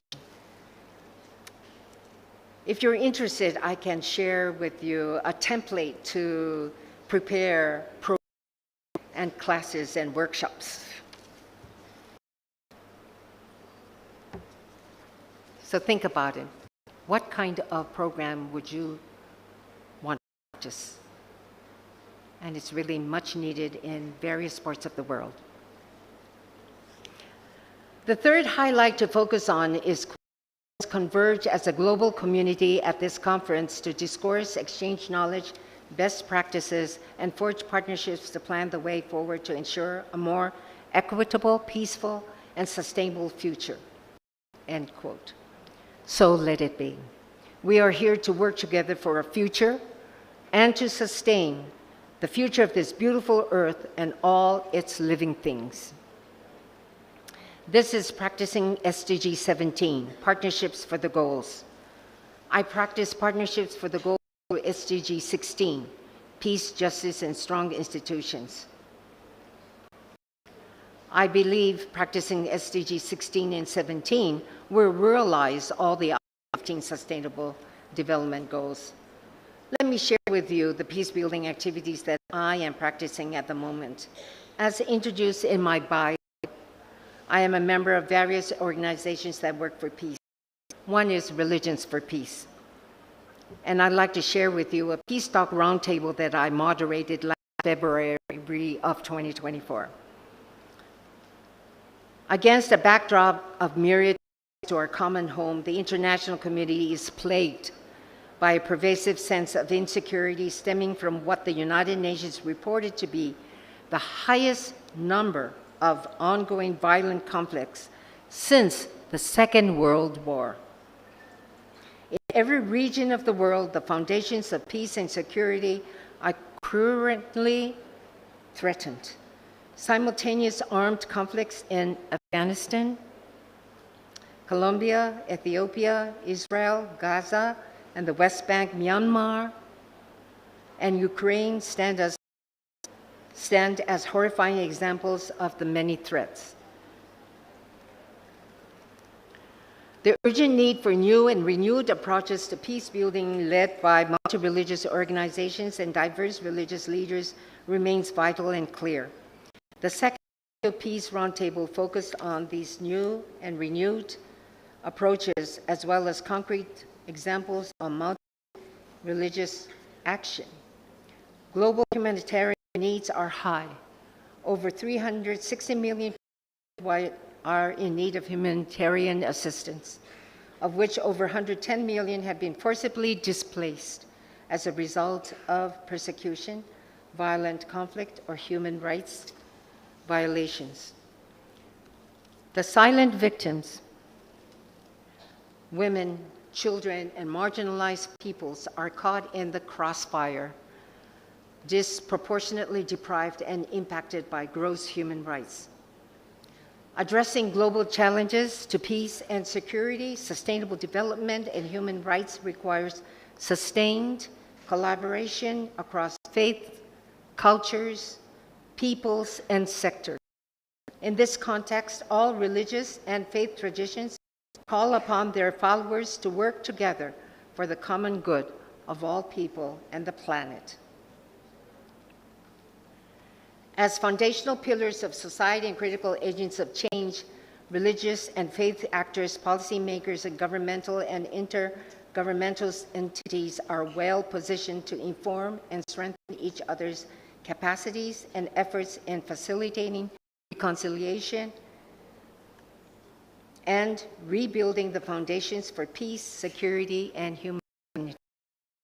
It is with this understanding that Religions for Peace launched the Beyond War and Toward Reconciliation multi-religious peace roundtables, which convene multi-religious leaders' experience in serving diverse communities in times of both war and peace, and doing so together alongside secular policymakers. The inaugural convening of the first roundtable, the Tokyo Peace Roundtable in September 2022, created a safe space for religious leaders from otherwise warring countries, including Ethiopia, Myanmar, South Sudan, Russia, and Ukraine, to inspire others to heal social divisions, redress trauma, and foster forgiveness and reconciliation for more peaceful, just, and inclusive societies. The second multi-religious peace table was built on this foundation that Religions for Peace, International Religions for Peace Japan, in collaboration with the United Nations Alliance of Civilizations, UNOC, conducted diverse religious and faith leaders and actors, policymakers, and experts for the second Peace Roundtable, which was held from the 19th and 21st of February 2024 for 3 days in Tokyo, Japan. The second Peace Roundtable was built on the commitments made by leaders from the first Peace Roundtable, particularly a commitment from all stakeholders to initiate long-term processes of reconciliation to avoid the reoccurrences of cycles of violence based upon the need for healing and forgiveness and the charter thereof. Number 2, on continuation of multi-religious peace dialogue roundtables to bring together religious leaders from all sides of conflicts to share wisdom and build multi-religious cooperation and advance peace. Number 3, a recognition of the sanctity of human life and the imperative for all of us to continue to cultivate love for every single human being. As one of the world's oldest and most represented multi-religious leadership platform, Religions for Peace has over a 50-year legacy of facilitating mediation efforts, interreligious dialogue and cooperation, as well as multi-religious critical service provision through its interreligious councils, women of faith and interfaith youth networks in nearly 100 countries. Across the globe, religious and faith leaders from the Religions for Peace movement advance common action not only with one another, but with secular civil society organizations, policymakers, and governmental and intergovernmental entities. Religions for Peace, International Religions for Peace Japan, led diverse religious and faith leaders and actors together with secular policymakers and experts to, number 1, identify and assess the specific roles that leaders from diverse faith traditions fulfill in war-torn and humanitarian contexts as they execute collaborative efforts. Number 2, identify and evaluate the various strategies employed by multi-religious platforms, including interreligious councils, in reconciliation and rebuilding social cohesion efforts. Number 3, assess the unique contributions of multi-religious humanitarian support provided in diverse contexts and the lessons learned in how such humanitarian efforts contribute to rebuilding socially cohesive contexts.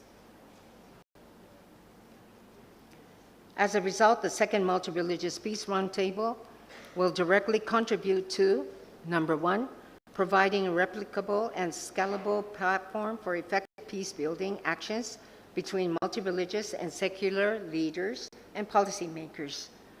2, developing a clear understanding of how multi-religious actions provide positive influences on policymakers' efforts in rebuilding and reconstructing peaceful and inclusive societies. Number 3, strengthening bonds of solidarity, engagement, and trust between diverse faith leaders and between religious and secular policymakers and peace builders.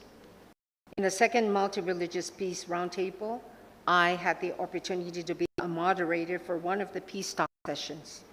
Moderators were asked to facilitate breakout group discussions focusing on leveraging the unique strength of multi-religious and multi-stakeholder approaches promoting forgiveness and reconciliation.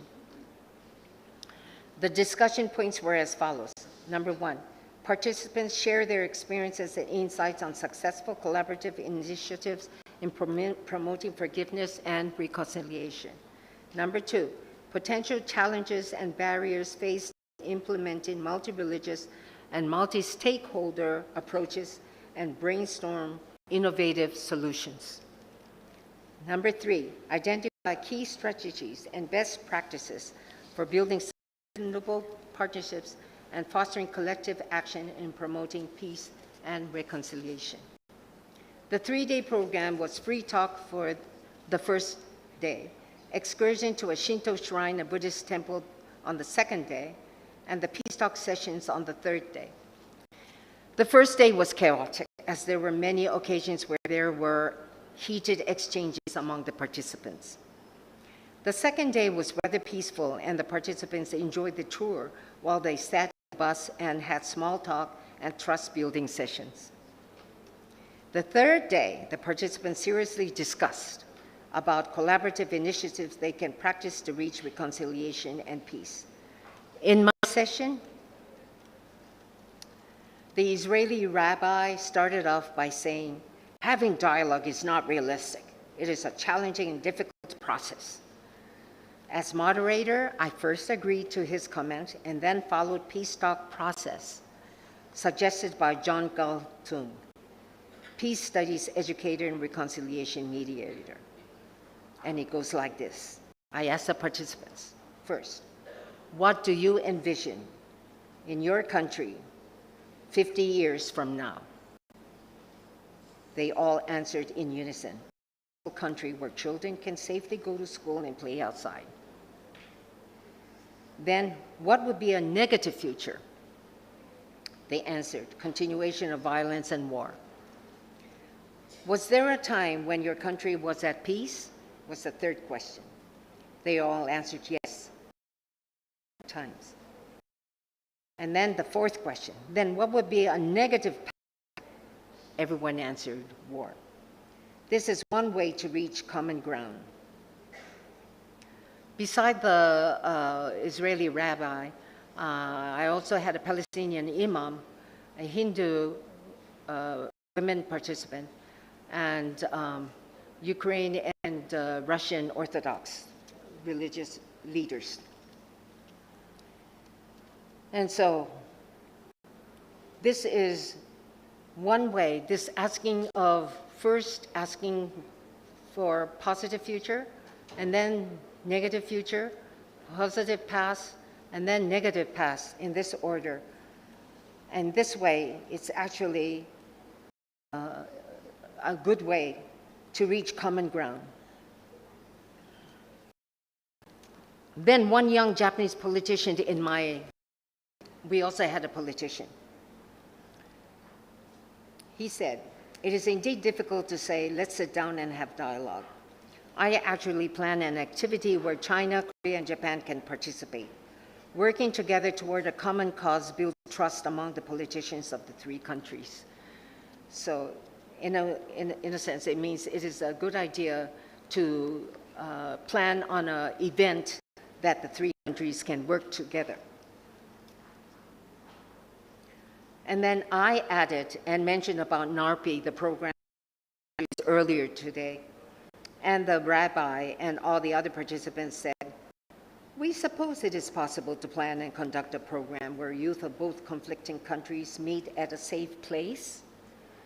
The Israeli rabbi said, why don't we report to each other at our next roundtable talk next year if we were able to conduct an exchange program or an event to work together for a common cause. And the next peace roundtable talk will be in May or June this year. I pray that we could hear some good results.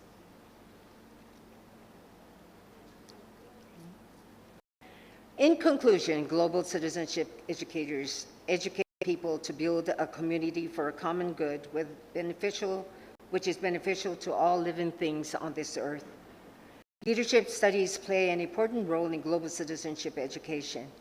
Having explored the role of leadership in citizenship education, it is crucial that a new strand that addresses development of leadership characteristics be added to the global citizenship studies curriculum, particularly in the educational settings of Northeast Asia. With that in mind, I had the opportunity to collaborate with APSIU, which stands for Asia Pacific Center of Education for International Understanding, which is Korean UNESCO, to publish in 2024 a comprehensive global citizenship education curriculum, which you can freely download from the APSIU website.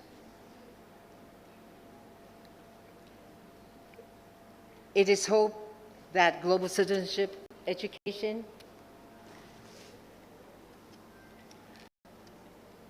with an additional conceptual content of leadership would educate the present and future generation to serve the world as citizen leaders, servant leaders, and transformational leaders in overcoming. That's right, I needed to ask you another question here. In terms of your country or the world, what would you, oh, we did that already, right? No, we didn't. We didn't, okay. What would you envision 50 years from now? Do you have something in mind already? Okay. Is the present world different from what you have envisioned? Yes. If so, what can you do to close the gap to make your vision come true? And that's where we have action. So, we'll take action together. Yes? I call this, we need to work as a team. And I call this kindred spirits. Okay, so that's, in conclusion, it is hoped that global citizenship education with an additional conceptual content of leadership would educate the present and future generation to serve the world as citizen leaders, servant leaders, and transformational leaders in overcoming historical trauma and peace building for the benefit and well-being of all. As Eleanor Roosevelt once said, it isn't enough to talk about peace. One must believe in it. It isn't enough to believe in it. One must work at it.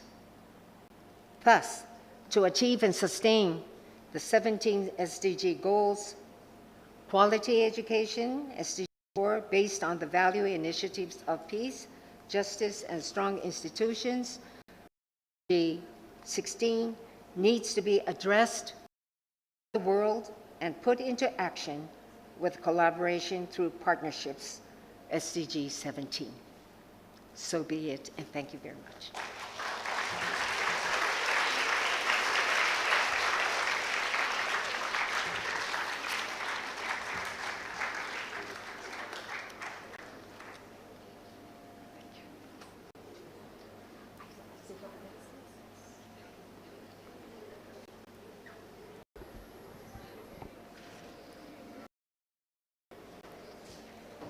The take-home message from our keynote speaker is, peace prevails.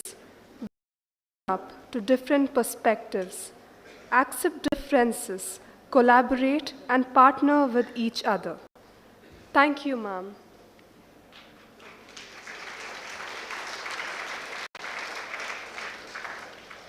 I now kindly request Dr. Prithvi to deliver the vote of thanks.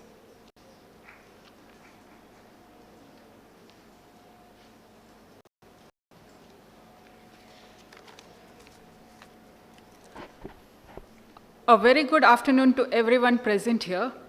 It's my privilege to deliver vote of thanks for this inspiring keynote address. On behalf of School of Arts and Humanities, St. Aloysius deemed to be University Mangalore, I would like to express my deepest gratitude to our distinguished speaker, Professor K.T. Matthew, who has enlightened us with the expertise and insights. Professor, your presentation was truly inspiring and underscored the transformative power of education in advancing sustainable development goals.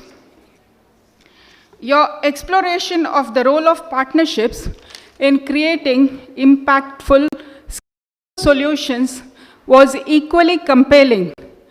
Thank you, Professor, for sharing your valuable knowledge and experience. I extend my heartfelt appreciation to our seminar convener, Madam Shah, for introducing the resource person.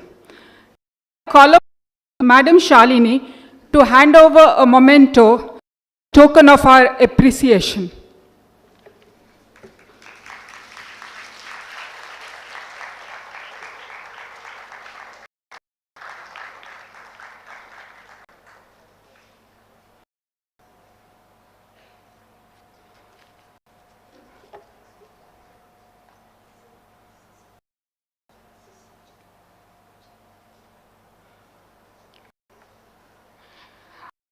Thank you, Madam Shalini. A special thanks to all the participants and attendees for your active engagement. As we conclude this session, let us carry forward the ideas and solutions discussed here today and work together to harness the power of education and partnerships to achieve sustainable development goals. Thank you all once again, and I wish you an insightful and fruitful continuation of the conference. Thank you.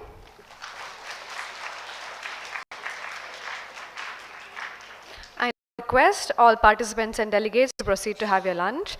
Kindly reassemble in this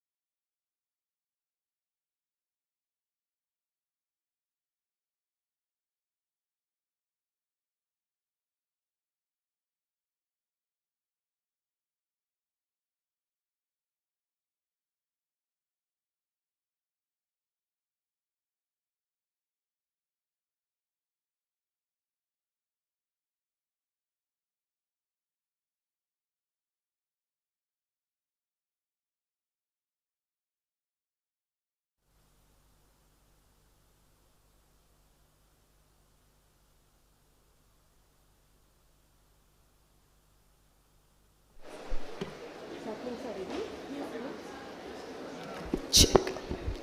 A warm and a pleasant afternoon to each and everyone present here. Good afternoon, students. Are we all excited? Because it's a lot of learning today that is going to happen. At the outset, I'm very pleased to have an eminent scholar, an environmentalist, environmental scientist amidst us. And this technical session is designed to give an overview of the topic, driving local action for global sustainable impact. And first and foremost, I would take it a privilege to introduce her. So may I please request Dr. Manohar Sarao, HOD, Department of Economics, to come forward and introduce our guest.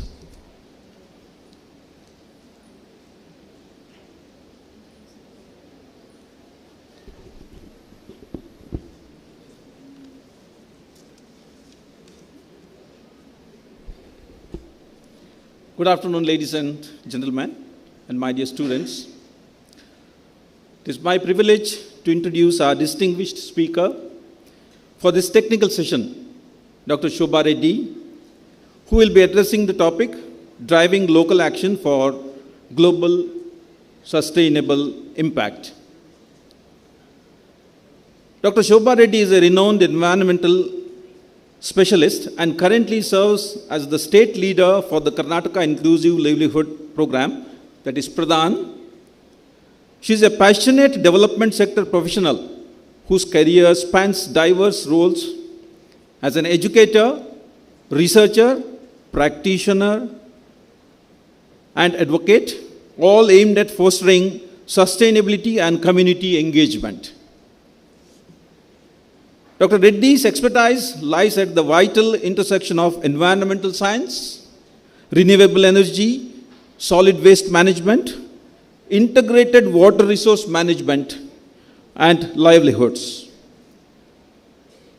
Throughout her career, she has played significant roles at esteemed organizations such as the Mahatma Gandhi Institute for Rural Energy and Development, the Indian Institute for Human Settlements, and KHPT. Among her notable achievements, Dr. Reddy was part of the inaugural cohort of the North Indian Administrative Fellowship, showcasing her leadership in driving systematic social impact. Her contributions extend to policy making, where she has served on the expert committee on biofuels for the Department of Biotechnology, Government of India, and the task force for the Western Ghats, Government of Karnataka. Dr. Reddy is also a founding trustee of two impactful organizations, that is Jalamitra, Guardians of Rachenahalli Lake, a citizen collective working to restore the Rachenahalli Lake in North Bangalore, and the second one, Trust for Rejuvenation of Environment and Nature Development, that is TREND, which focuses on environmental education, ecosystem restoration, water and energy security, and localizing sustainable development goals. Driven by her passion for advancing social impact projects, particularly at the intersection of gender and sustainability, Dr. Reddy leads initiatives in evidence-based planning and program implementation across multiple livelihood domains. Her advocacy for community involvement and participatory governance in driving positive social and environmental transformation is truly an inspiring one, and we are delighted to have you here, Madam, today with us. Please join me in welcoming Dr. Shobha Reddy to this technical session. Thank you.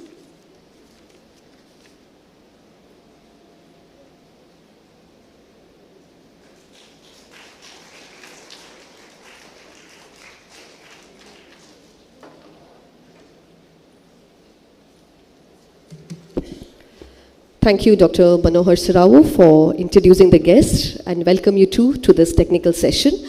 For the information of all the audience here, we have divided this session into two parts. For the next 15 minutes, the expert would be speaking to us on the theme that is given to her, that is driving local action for global sustainable impact.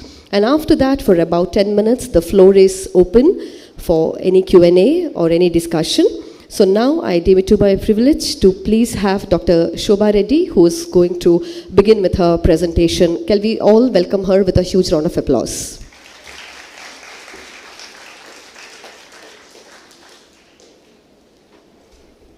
Thank you, ma'am, and thank you, sir. Good afternoon, everyone. All of you have had lunch. I'm not sure whether you genuinely are interested in attending this session or just wanting to get away from here. So I hope to keep your interest sustained, not just looking at the sustainable development. And it actually is a big task for me to make sure that none of you go to sleep and pay attention to the session. Okay. All of us celebrate World Environment Day, right? When is it? When is World Environment Day? June 5th. Okay, thank you so much. Do you know why do we do it on that day and why not any other day of the year? There's so many 365 days. It could have been observed any other day, right? Why only June 5th? There's a small history for that day to be designated as World Environment Day. We'll just look at that and then I'll continue with my session. So this person's name is Rachel Carson. She was basically a marine biologist. She had the hobby of bird watching. All of you know, right? Bird watching is a hobby many people have. So from her childhood to her adulthood or middle age, she saw a drastic change in the environment around her, which basically was about the birds that she saw in her garden were never seen. So based on that, she wrote a book called as Silent Spring in the year 1962. So all of us know, right? Spring season. What do we mean by spring season? Kannadadalli Vasanta Kala anta heltevi. What happens during that time? Kannada movie ide alla? What is that? Hade ide allappa? Anybody? So Vasanta Kala bandaga maavu chiguralebeku, hakki hadalebeku. So that spring season essence was not found during her middle-age years. Therefore, she named the book itself as Silent Spring to just say that the bird population has declined heavily. That was the message of the book. So it's basically all about irrational use of pesticides. If you look at 62 and before 62, what happened? World War, post-World War, we had a lot of stress and emphasis for growth and development, which led to a lot of, to ensure that there was food security and increased availability of food grains, a lot of mechanization in the agricultural activities started, which led to severe use of chemicals for agricultural activities. One major compound at that time which was being used was DDT. Heavily people started using, you can see that first picture, that is how you usually spray pesticides, right? Most of the small and marginal farmers. But when you go for mechanization, most of the countries adopted this practice of spraying pesticides using helicopters and specially made aircrafts for spraying the pesticides, which started leading to 100 times, 1,000 times more than what actually is required you are pouring into the environment, which will cause further damage to the environment. Because in the first method that you're seeing, you're spraying only to that particular crop or to that particular area. So this eventually leads to something called as biomagnification. It is a biological subject, biological concept. Basically anything that we absorb keeps multiplying and accumulating in our body without getting disintegrated in the body. So as a result of which, a lot of other nutrients that are required in our body tend to become not available to the body for the regular metabolic activity. One such example is the eggshells. What are eggshells made up of? Eggshells are always made up of calcium. So in the bird's body, when you have these kind of chemical pesticides added into the environment, birds are feeding on the fruits, seeds, which have very high content of pesticides. So when that starts entering into the body and the flesh and muscles, the available calcium starts getting bound to these chemicals, as a result of which free calcium is not there in the bird's body, because of which the egg shell starts becoming very thin. When they start becoming thinner, you know that the basic process of hatching a egg, it requires certain amount of heat, and then only the bird will hatch out of it. So when the egg shell itself is very thinner, it is impossible for any, the young bird to come out of the shell. As a result of which, this is a theory that was proposed, or that all of us talk about. You can see images of small quantities of chemicals in the soil, how at the end of food chain, how it keeps multiplying hundreds and thousands of times, and as a result of which our health starts getting affected. So citing this, she spoke about a lot of birds that went missing in her garden as a result of this kind of irrational use of pesticides in a book. She spoke about the need for ensuring we get into practices which are not harmful to the environment. Today it is birds. Tomorrow, if we continue to practice such irrational use of pesticides and chemicals, one day it will also harm human lives. That was the intent of the book. So eventually,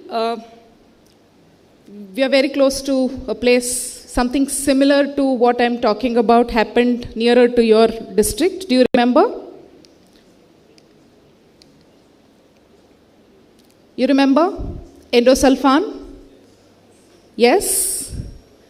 Not very far from 62, since in 1890s, in very much nearer to your own geography, Kasaragod people used endosulfan similar to the way it was used there, in excess than what was actually required, which ultimately resulted in a lot of disastrous situation. And it's not just affected one person, two persons, but nations are getting affected by such heavy and irrational use of one particular chemical.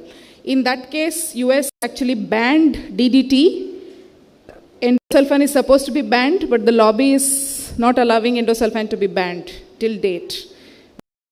Right in front of us, so many generations of lives are getting affected, but nothing much has been done on this. Though it keeps coming back as debates in parliaments and governments, but not much has still been done.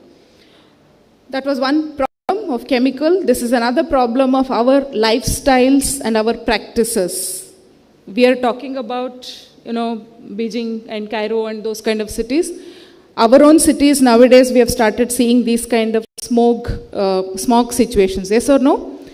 Delhi literally shuts down. People wear masks in Delhi already for the last 3 years. They can't live in the winters because of such heavy chemicals that we are throwing into the environment.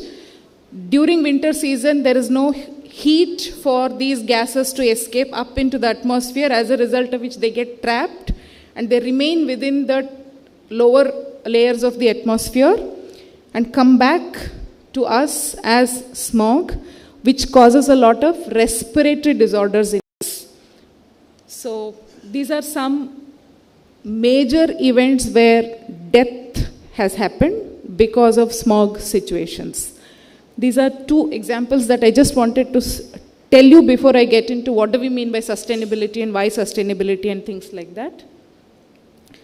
So one question I have is, all of us know environment is getting degraded, all of us know that our living is becoming difficult, but what changes have we done to ourselves? During lunch break, one of the faculty was just telling me that she's a living example of sustainability. She practices some, at least, some lifestyle changes she has done in terms of the clothing that she wears or using of articles, regular wear items, are not something that's harmful to the environment. As long as that consciousness all of us have, I think we are already doing something to the environment, to the globe around us. How many of us are willing to make those kind of changes in our lifestyle for the sake of environment? Not many of us, right? It's difficult also. Yes? Is it easy? If I ask you to, as a result of my session today, make 3 changes to your lifestyle that's going to be good for environment, what will you do? Your college has already started something, they're giving a potted plant instead of giving a bouquet and, a plastic something. So that's a good practice. Will all of you do that as a commitment after the session today? If not 3, at least one practice. I would like to hear all of you tell me what would that one practice that you would change. Okay, so this is just the basic concept of how this whole idea of sustainability and sustainable development goals evolved. Historical context is important for us to realize the need for us. If we don't do it now, then our future generations will definitely struggle beyond explainable limits. It's going to be that bad. So the Rachel Carson's book actually created a lot of awareness among people. People started reading it. There was lobby at that time also to trying to suppress this whole thing. But then another event happened where there was a fire in this particular river called as Cuyahoga River. You can see the images there.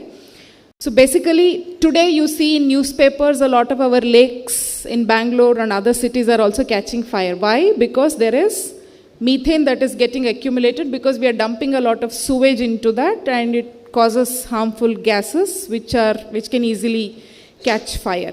But this was an incident where chemicals were being let into the water body, therefore, it caught fire. So some of these incidents at that point of time pushed the President of United Nations, US to sort of take a call on coming up with an act for protection of environment, which was called National Environmental Protection Act in 1970. After that, the first World Earth Day was observed in the month of April. And so every year thereafter, this World Earth Day is being observed on April 22nd. You see it in your calendars, maybe in colleges and schools. We have also done some competitions and things like that. But what change have we made to the environment around us is a question that we have to ask ourselves. It's not just, celebrating it as a celebration. It's meant for us to take some action to bring about some change on that particular day. And then EPA, Environment Protection Agency, was set up. And then this is the landmark event in the history of environment or sustainability that we are talking of today. A world conference was organized in 1972. From June 5th to 16th. And this is the conference where heads of most of the countries participated, took a pledge that they will go back to their countries and create laws and policies and acts to ensure that the environment is protected.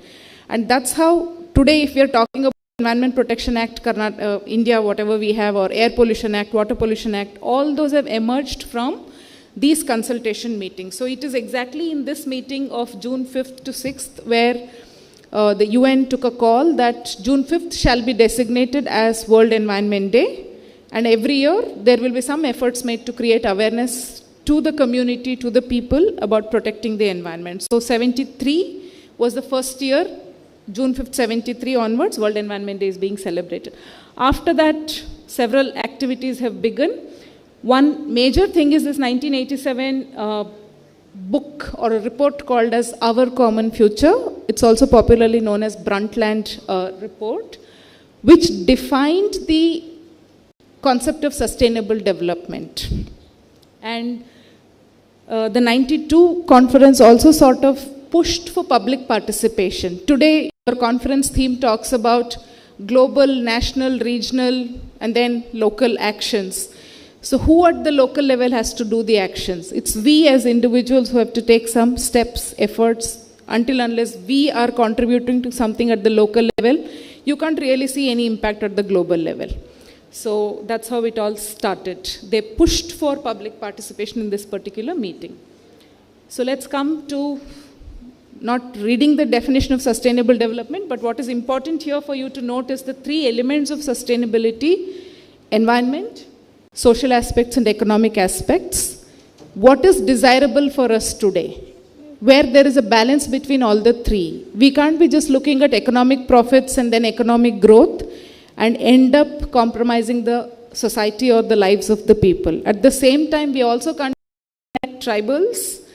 We need to be, in pace with the newer developments that are happening. Therefore, little bit of environmental resource extraction is required for our living, but that doesn't mean we exploit to the extent where we destroy the environment. So that finding that balance between the three is very, very important. And that is where I think today all of us have to play a big role either as individuals, as organizations, or as governments, to make sure that we keep this balance in the society. So these are the goals. I'll not get into the details of it, but I just draw your attention to the three elements. At the base, you have the biosphere component, or the most life-sustaining kind of elements which have to be protected. That is your land, water, and climate. These are the four elements, four goals which deal with the environment component, and then the societal aspects where good or healthy living also is an important element. So as long as we work towards those goals that are listed under society, it will be difficult for people to have healthy lives, or health and well-being, in other words, what we call. And then the economic aspects are also there. So I'll just give one example of a panchayat called as Meenangadi, which is a panchayat in Wayanad district. So the slides that I'm showing here are taken from the panchayat president himself. Why I'm giving this example is, all of us know we have sustainable development goals were defined by whom? The UN, United Nations defined it at global level. Then you have at the national level, Indian government also came up with an implementation act or an implementation policy for the sustainable development goals, where they said different ministries have to work together to achieve these goals, and they also came up with a guideline for localization of sustainable development and things like that. Then eventually, if these sustainable development goals have to be executed, these have to be executed by people like you and me, and for us, the lowest government structure that is accessible is our municipalities and our panchayats. So this is one such example of a panchayat which took efforts, made efforts, based on Paris climate change agreements. They realized as a government that it's important now for us to do something to keep our local environment clean and green. So they initiated the concept of carbon neutral panchayat, which has later become a buzzword, and then a lot of other panchayats are trying to do it, but not many have even reached what Meenangadi has managed to do. So based on the Paris agreement, they started thinking about it, and the finance minister of Kerala himself took interest in pushing for this to happen, and that's how this Meenangadi panchayat came forward to take it up. So the whole idea of this panchayat was to convert their panchayat into a carbon neutral panchayat. To be the first such panchayat in the country was their aim. So they adopted a sector-wise assessment of, in the energy sector, agriculture sector, biodiversity sector, what are the carbon emissions from their panchayat, and what should be the mitigation measures taken to reduce such carbon measures, and how can they increase the carbon sequestration. When I say carbon sequestration, it means you have certain methods like trees that you're growing will absorb a certain amount of carbon dioxide, and that word is called as carbon sequestration. So how did they manage to achieve that is what I'm going to just tell you in next few slides. They involved a lot of community also in this entire process, rather than just making it a government effort. So this is just the geography of the panchayat. You can see about 13 villages are part of the panchayat. So this is how they started involving community, by asking people to come up with what do they think should be done for making their panchayat carbon neutral. So everything starts with awareness. All these are awareness programs. And then they also started making appreciate the nature and environment within their vicinity. As long as we don't appreciate what we have around us, we will not have the interest to protect it, right? So with that intent, they began this effort of mapping the existing biodiversity, and both in terms of floral, faunal biodiversity. Then they came up with this kind of a plan for mitigation measures. Energy, they were using CFL bulbs and other bulbs, transformed that to LEDs. Then bamboo is supposed to be a very good carbon sequestration plant. So they started planting that. Eventually, flooding and other things that were happening, in order to prevent that, they came up with geotextile materials. And about 1.5 lakh trees they planted under the concept of tree banking, and that itself served as a major source for their carbon sequestration in the panchayat. And a lot of land they purchased, the private land that people had, and they started working on organic cultivation practices to ensure that there was less burden on the soil and reduced chemical usage in the soil. So these are some examples of how tree banking concept was introduced. Labeling and then, numbering of the trees was also done. People were paid for the plants that they were doing. So this is the sacred forest concept that they created. You can see 2008 and 12 how it was, and 16 onwards they began the carbon sequestration effort. So when we say sequestration effort, how many more trees you have grown to make sure that your carbon dioxide absorption is getting more. So their aim is, you can see 16 the project began, 20, 24, 28, 32. And they're steadily working towards this by making scientifically tested and proved methods they're adopting. Example, they don't use diesel driven within the panchayats. They make use of electric vehicles and things like that. So this is their plan, and I have reviewed this project as of 2023, and it's very much going in the direction in which they have planned, and they have adopted robust scientific principles for their planning of this process. So this is how energy, transportation, waste management, and agriculture, forestry, and other land use practices, these are the sectors in which they started focusing and working towards. So this is how they engaged the college students also for data collection, because when college students are involved in data collection, and it's important, college students are the future. So their hope was that the students will be able to drive the project, and I think it's rightly going in that direction. So these are their future plans in terms of converting all the auto rickshaws that are there in the panchayats to electric auto rickshaws and things like that.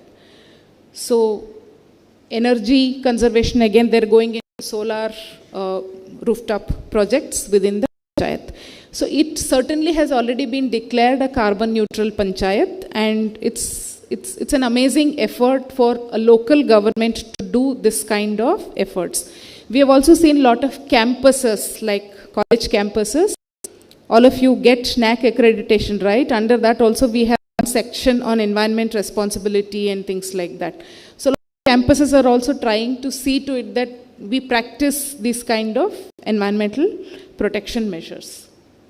Now I'll come to my own journey. It's easy to talk about that something has to be done and things like that, but when we actually have to do it, the hardest part of doing those things is what I want to talk about, because all of us are ambitious, all of us want to do, but most of us only tend to be talking and not actually acting. And that was my example also. I was also college faculty for about 12 years, teaching environmental science, telling students these are the acts and this is how things have to be done. But at one point of time, I thought, enough of preaching, I also have to do something. And that's how this effort of working for a lake began. It began as an official obligation for me, and then mobilized the community to work towards protection of the water body. And so all of us know that most of the lakes that we have in Karnataka or India for that matter, historically they were created as artificial tanks for storing rainwater. And there is a certain definite pattern of cascading system. When one lake gets filled, the water from that lake moves to the next water body, to the next and next. So 500, 600 years ago, when people built cities in India, they went with this concepts of building tanks, and through tanks, water was being stored during rainy season, and that was used for the rest of the year. That was the whole idea. But the uses those days was different compared to our present day situation. So this is a simple analysis of what works, what doesn't work when a citizen wants to do something. I always believe that we as citizens are more powerful than anybody else, because we can question a politician, we can question a government, we can question the community around us for getting things done. If somebody is not doing, we have the right to question that simply because of our power as a citizen.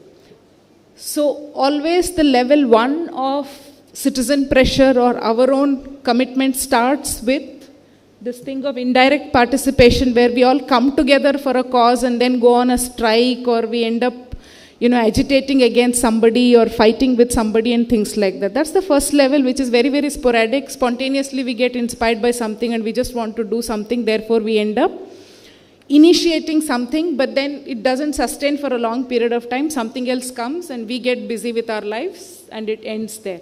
So we just tend to remain as a pressure group for a short period of time. The second level of engagement is minimal level of engagement, where a lot of us go and join people who are already doing it in a sustained way. It could be some NGO that is working, some citizen group that is working. We start working with them, but still we are not actively taking the effort to make the change there, but we are contributing in some way. The third level is direct engagement, where you actually engage with the government and start working with the government. Even if we can actually see some change there. And today we have dearth for people who can take kind of leadership qualities. During morning session, ma'am was talking to you about servant leadership and other kinds of leaderships. So I have found largely that many people want to take up initiatives, many people want to be part of a lot of these kind of improvements that they want to see in the society. But the biggest challenge is none of us see that one potential leader whom we can follow, whom we can trust, whom we can work with. We all have that potential to become that leader. I think that's exactly what happened to me at that point of time. I was also looking for some such leader to work with. Why can't I be that person who can take the responsibility and mobilize the community, work with the community, and then work with the government? That's how this effort began. So it was more of a collaborative role. So there is one framework for environment education, which we broadly call it as awareness, knowledge, attitude, skills, and participation. As long as we are aware, we have to keep building on that. It's not enough if we just keep doing awareness sessions and stop at it. We must translate that awareness or the information that we capture into suitable knowledge, and how we are going to apply that knowledge to change our attitudes, build our skills to be able to make about some change in the society. I think that link is what most of us are missing, and we just tend to think that just creating awareness is enough. Very few of us move to that stage of actually getting into some participatory activities. So this is how we began our effort for community mobilizations. Around this lake, there were 4 different colonies. There was at least 8,000 people living within kilometer radius of this particular water body. So initially, we tried to create this kind of newspaper inserts saying we are going to be having an event for protection, for initiating activities for protection of the water body. You are all invited. And we sent twice in the newspaper inserts, 10 days before the event, the day before the event, and in between some school students whom we sent for a rally, who went around and publicized about the event. How many people do you think would have turned up for the event? It was a Sunday. We planned it on a Sunday because public on Sunday. How many people do you think would have come? Nearly 8,000 inserts were distributed. So close to 15,000 population, how many would have come? Wild guess. Some wild guess.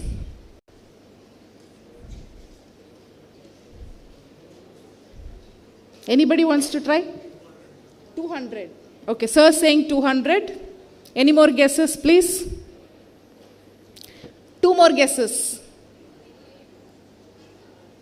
300? 100? Okay. 1,000.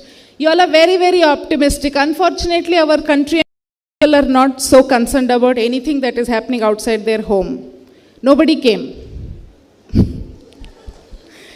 We had only 3 people who came, and those 3 people were people who wanted some business with my institute. One wanted to do a solid waste management business with us. The other one wanted some knowledge about how to establish a solar, how to set up a solar rooftop. He wanted us to support him in getting the subsidy and things like that, so he came. Another person wanted a job in our institution, so that person came.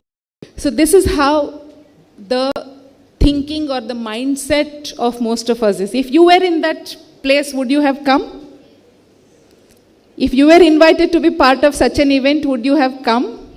Compromising your Sunday, giving up on your sleep, giving up on your movie time, would you have come? How many yes? Just raise your hand. Okay, not bad. Some hope.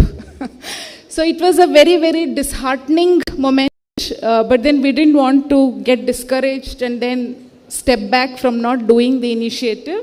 So after that, on that day, because we had also anticipated the response from the public would be so bad, so we had invited 2 schools and colleges. Through them, symbolically, we initiated our effort for working towards the water body. You can see the first 2-3 images of how people are plucking the weeds and cleaning up the environment and things like that. Then, for me, it became a challenge because I didn't want the effort to die down. So after that, for about 15 days, every 2-3 days, I used to go alone, stand at the water body, de-weed, do all those kind of things. A lot of people who were seeing me there asked me, why are you doing this? What are you doing? When I told them about the effort, they felt concerned. 4 of them came and joined hands. And then the 4 plus me, 5 of us started doing this work of picking garbage around that place to make it easier for people to, walk around that place and things like that. We have seen people coming by car, tossing their waste just like that and going. These are not poor people. These are people who have seen enough videos, enough awareness they've attended about sustainability, waste management, but still they don't, that's how the world is. Eventually, we had become like Paura Karmikas. For 6 months working in the water body, removing all the weeds, collecting the waste from there and then transferring somewhere else. That's when we decided that enough is enough. We have to go beyond this effort. And after 6 months, by then we had also gathered a good number of 18 to 20 people. And 20 of us was a good number for us to do much more activities. And we initiated a lot of efforts, meeting at the lake like that you're seeing, attracting more people to come and join us. We also worked with the government, local government, to help us, give us some support at least for a day to clear up the entire space, make it better. Then eventually we started inviting corporate firms and schools and colleges to the water body, involving them in a lot of engaging activities to make sure they understand the importance. And we also collaborated with our local MLA, who also lent his hand and then supported us. So this is how our advocacy efforts began. We made better use of WhatsApp to communicate messages to people. Social media we started using. We started spreading message about water conservation and all these other things that we generally do using these kind of platforms. We also initiated a lot of local experiments that time. So then as a group, we wanted everybody to think of a goal for the water body protection. So that's when we did goal analysis of what is happening to the lake at present, who is using, what are the threats, and then who are the stakeholders with whom we have to work. When we made a list, we have big beasts there. All these are very big government organizations. Working with them is not easier, but somebody had to take the lead. That is when I took the responsibility saying, I will work with the government, rest of you work on the rest of the activities. So that's how we initiated. So we came up with one small experiment to motivate people to get invited. All of us know Parthenium is a very big weed, very problematic weed. So because I come from science background and I have little bit of research experience and botany, zoology, everything I've done. So I discovered that there was one grass variety called as hemata. It's actually a grazing kind of a grass. So if you continuously put hemata seeds in the soil, it can actually replace your Parthenium. As in, before the Parthenium starts flowering, if you remove that and then put these weeds, this hemata seeds, hemata will start growing. So we tried this experiment as a team in a 100-meter stretch, and to our surprise, within 3 to 4 months time, and it was during the rainy season that we did, we were actually able to replace Parthenium in that stretch. We did not see Parthenium at all. That gave confidence to the people who were working with me that she is knowledgeable, she's somebody whom we can trust and we can work. And that 100-meter stretch we had improved over a period of time in 3 to 4 months' time, which confidence to the nearby community also that they're no-nonsense people, they're genuinely working, let us work with them. That's how they started working with us. Then we also invited a lot of college students to work with us. So this is how the water body would be very dirty. So in order to clean that, we came up with the idea of floating wetlands, where you have certain plants which you can plant, which will actually absorb the waste content water, and then the plants will thrive well. So like this we tried to do something called a solar fountain, and so many,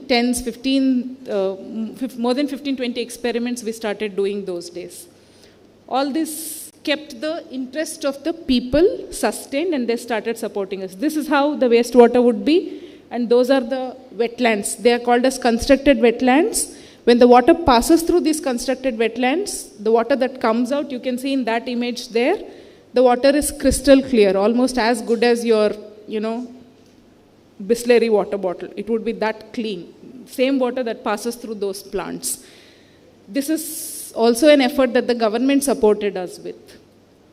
This is how during summer seasons, wastewater gets accumulated and you have a lot of that kind of abnormal growth of fungus and algae that starts growing, which is actually dangerous to the environment. We started creating awareness to the people that if you have something like this in your water body, then because it's seeping into your own groundwater and then your health gets affected. So that's how people also started supporting us. So this is how school and college students were involved. These children, about 5 years ago, they worked with us. Today they are all located in different countries, doing their higher studies. They come back to India, to their home, and the first thing they want to visit in Bangalore is the lake for which they worked for. Because they all contributed, actually planting also, one small stretch of 400 meters. These school children, every Friday they were coming to the lake and they were actually maintaining that. They were removing the weeds, they were cleaning it up, they were planting, all that they were doing. This is how. Eventually, we also scaled our experiments with the children to something called as e-waste collection drives, science experimental drives, and these kind of things also we started. So this is the stretch I'm talking about, which the students themselves were maintaining for about 4 years.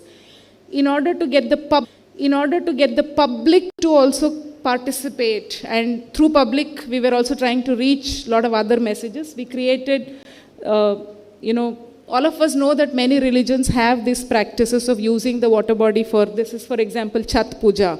Bihar community, they use water body for the festival. So we wanted our efforts to be more inclusive, so started involving them also and started spreading different messages through these kind of festival celebrations that we were doing at the lake also. Ganesha festival time, the first year that we were there, we were getting about 4,000 idols per day in our lake. And we tried to give pamphlets to them. We tried to tell people not to use the plaster of Paris and painted idols and things like that. At the end of 3 years, I can tell you, the first year probably there were only some 200 mud idols. At the end of 3 years of consistent efforts, we noticed a reverse. So there have been hardly 200, 300 idols that come which are POP or the painted idols. Rest of them are using only clay idols, mud idols, or the turmeric idols that they make by themselves.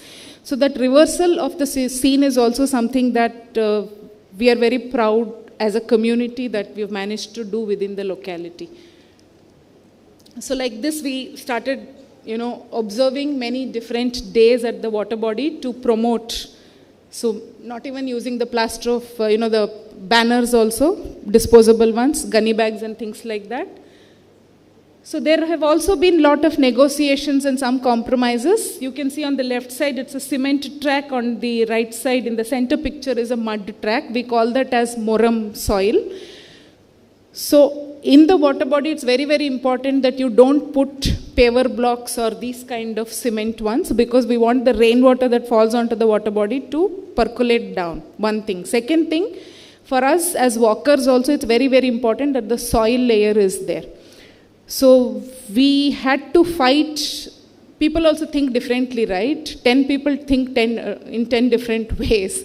So convincing the people to go for it or not for it was a challenge. Finally, as a group, we were able to succeed in convincing everybody not to go for this is at some other lake, but that's at our lake. We managed to get this kind of the soil layer done. On the other side, you see one compromise that we had to do was, we wanted to go for a lot of medicinal plants at the lake, but then public wanted ornamental plants and things like that. So that was a compromise. We had to yield to what public wanted at that point of time. But as long as they are plants, it's okay. So we have also noticed in our experiments that the temperature in our water body, after we started intervening, and the nearby 1 kilometer away temperatures, there is a minimum 0.5 degree temperature less in the water body compared to the nearby area. That is because of the rich ecosystem that has been created there. A lot of plants, water body is there and things like that. Okay. Now I will just talk for another 5 minutes about, that was about environmental sustainability. I will come back to what actions you can do for environment. This is one project, because we're talking about sustainable development goals and achieving sustainability. I also thought I'll take the opportunity to talk to you all about the current project that I'm working on. Though I'm an environmental scientist, but I have sort of laid my hand into multiple things and multiple disciplines, been working as a multidisciplinary professional as on date. So this is one project that we're doing in Government of Karnataka, working with about 10 different districts on trying to eliminate poverty. Okay? So this is the vicious cycle of poverty. Just yesterday we saw something in newspapers. I'm not sure how many of you read. That newspaper article, can you just take a look at the title? New father's joy turns to tragedy as he dies in Mysore hospital courtyard, unable to afford shelter. So this is a family which went for the wife's delivery to Mysore hospital. It was a C-section. After surgery, he was supposed to take shelter in a dormitory which the hospital provides at 30 rupees. He could not afford even 30 rupees per day, so he ended up staying outside for 3 nights. The third night, in the middle of the night, because of extreme cold, all of us know we are talking about climate change, sustainability, everything. What extreme heat and what extreme cold can do to our body. Our metabolism fails when we have extreme environmental conditions. And this person, newborn is there, wife is there in the hospital, and this person waiting outside, just because he thought that anytime the doctors may call and he should not go, leave the hospital and go, he ended up staying outside like that, and then he died. This is one example of extreme poverty that we see around us, and we are talking so many prosperity and like that. But to me, there are 2 things here. One is affordability of 30 rupees is a problem for this person, but for you and me, spending that 30 rupees on a Bisleri water bottle and things like that is not at all not a challenge at all, right? All of us can afford to do that, and we end up wasting money like that. Second thing is, this person did not even know that extreme cold can kill him. And we are talking about climate change, sustainability and things like that. If we are not managed to reach the messages to the last person in the society, then what awareness have we managed to create? Since 1973, we are talking about World Environment Day. Every year we create awareness. Why this person is not aware that staying in the cold can be harmful to this person? So we have to question ourselves in terms of what level of awareness and what level of action are we taking. So our project in this particular space is all about trying to work for these kind of poor people who are in a very bad situation. Instead of giving them cash, our project focuses on giving them some livelihood activities to build their capabilities such that they can actually earn for their own living and come out of poverty by themselves. I'm not sure how many of you are aware, you are in a very good city which values education, which values women empowerment, but we still have a lot of places in Karnataka where education is not seen as something valuable for a woman. Girls are married off at a very early age. Child marriages, teenage pregnancies are still a problem. Very near to us, 200 kilometers away from here you move, you will see all these problems existing. So we are trying to work towards this. You can look at the NFHS data on the percentage of population living under extreme poverty or multidimensional poverty. Children don't go to school in most of these places. That's also a problem. Yeah. So these are the districts in which we are working on this particular project. And so this is the objective of the project, where we try to build the capacity of these poor people once they're identified, and try to ensure that their social empowerment, financial inclusion, and their social protection is taken care of. This is one list of government schemes and services. You will see in the green zone a lot of social protection and guarantee schemes that the government has. On top, you will see a lot of financial aids that the poor people can get. One officer once told me, when I said I'm joining government to do a project on improving the society, he only told me one thing. From the time the child has fallen into the womb of the mother till that person dies and goes to the graveyard, we have schemes and services in government. For everything we have schemes and services. Where we are failing is in making sure that those schemes and services are reaching the right people. If they're not reaching the right people, you will still continue to have this problem. So don't come and initiate anything new. If you can, you make this system accountable, responsive to the needs of the people, and work towards making sure whatever we already have is reaching the people, the right people. That was a very strong message, and I think at this point of time, I am at that space where I'm working on a project of that type, where we are trying to give people their rightly deserved entitlements and services, and making sure that they come out of their poverty situation soon. I'm going back to what you and me can do as volunteers or individuals in the space of sustainability. One is, all of you have heard about Greta Thunberg. She was in news for a long time, right? She lived for what she believed, and she's continuing to do that. All of us can't be her, no? It's difficult for us to be like her. But like I said in the beginning, if you can reflect on what action of me is causing some harm to the environment and how can I change that? One or two such reflections, and then try and see if you can make those alterations to your lifestyles which can help the environment. That will be great. One simple thing, giving gifts to your friends, and don't buy nail polish and those kind of things. Instead of that, buy some plants and eco-friendly materials that you get. Try gifting those. But that is also one way of advocating for environment. You can choose services in the sustainable development sector. You have a lot of opportunities in development sector. I've listed only the environment service in public sector, that is your Indian Forest Service. Similar to that, you have a whole lot of NGOs and government organizations which are working, which are taking consultants in the development sector space. There is a dearth of experts and youngsters who are willing to work in that space. That is also one space where you can take up. You can engage and volunteer with organizations which are working in this space. You can also take up some of these activities as your hobbies and then continue to do that. Lastly, I just want to draw your attention to the SDSN Youth Sustainable Development Network. So they actually have a whole lot of student exchange programs and a lot of youth volunteering activities that they keep initiating.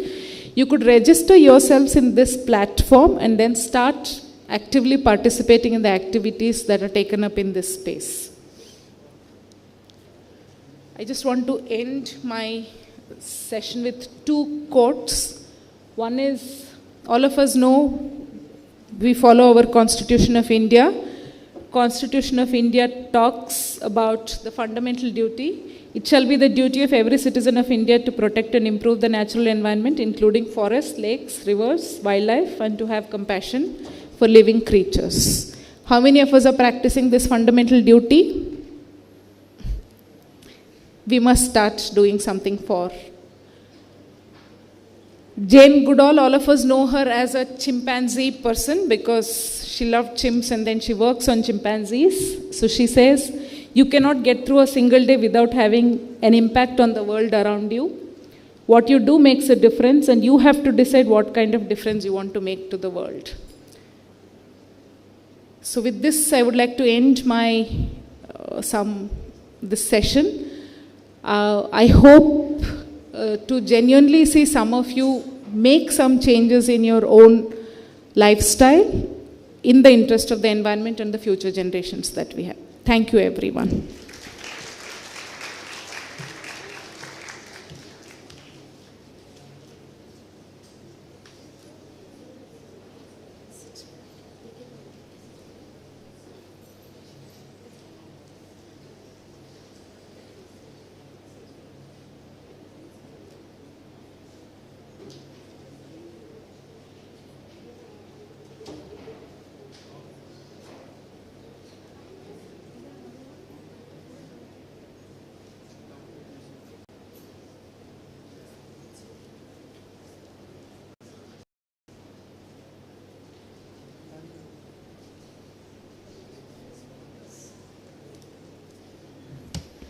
Well, in a topic like this, where time and again we are made to feel accountable of the level of damages that has been happening around, here is a resource person with a lot of in-depth of knowledge pertaining to sustainable development. Madam, no doubt it was informative, at the same time it was educational.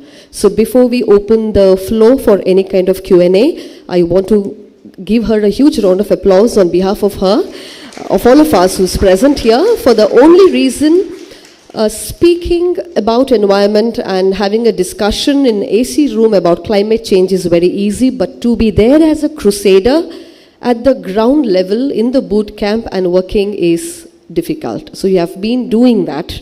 And now, before I go ahead, ma'am, this is the question I want you to perhaps enlighten us on. How do you keep yourself motivated for a cause like this? Because a few months back, we had a person, an environmentalist by name Mr. Solanki, who's called as Solar Gandhi. And the moment he entered this hall, the first thing he did was he asked us to off the AC because the amount of carbon emission that happens. We got inspired, and day 2, 3, 4, we could see the graph of inspiration and motivation coming down. Therefore, if it would be really good for our students to know how to keep the fire burning within you.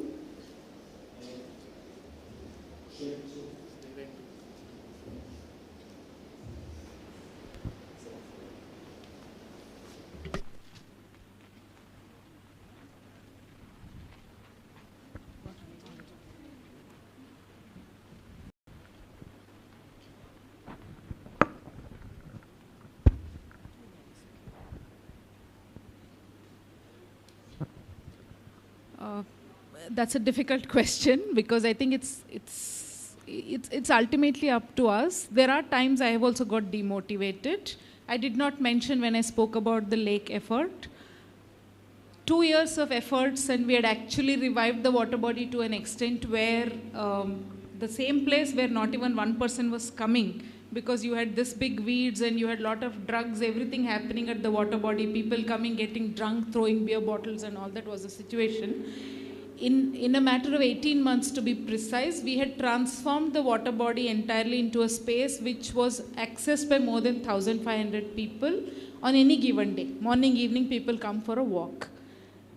Election time came, and the local MLA wanted to get the credit for it, so they planted somebody at the water body to sort of, in the citizen group, to kill our motivation, to make sure that, I withdraw from the entire effort and things like that also happened. But then I think ultimately what is very, very important, coming back to your question, is we must never tie our happiness to the outcomes. We must just focus on the effort that we are doing. Whether I've made an effort today or not should matter, and not the outcome and the credit for the outcome. When we actually think of the outcome and we want that outcome to happen, that is when, we start losing morale and we start losing that interest. So when we just think that I want to make this effort and have I made that effort or not should matter. And when we do that, I think my father during our childhood has always taught us only one thing. What matters is what you're doing. Forget about the results. If it happens, it happens. Otherwise, it doesn't happen. And I think that's the personal thing that I've always kept for motivating me all the time. And every day I do my own to-do list. There will be 3 to-do lists. One is my professional, one is personal for the family, third is for the society. So that to-do list is constantly there. When I say society, it's all about these other social activities that I'm doing. Some or the other, it's very important for me that I am grateful for being there on the earth today. If I am having a comfortable life, it's because somebody else did something good. So my boss used to tell us in one concept he was just telling, even small worms and insects live and die. Do we want to be like that, or we want to be useful to somebody? That's a question we have to ask ourselves. And I think in that context, I personally feel that what I do should make some difference in the lives of somebody else on a daily basis, in some way or the other.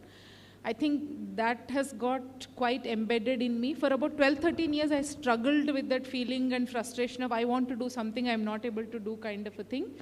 But I think this particular effort of working for the water body and able to get people together gave me a lot of confidence that I do have that ability to mobilize people.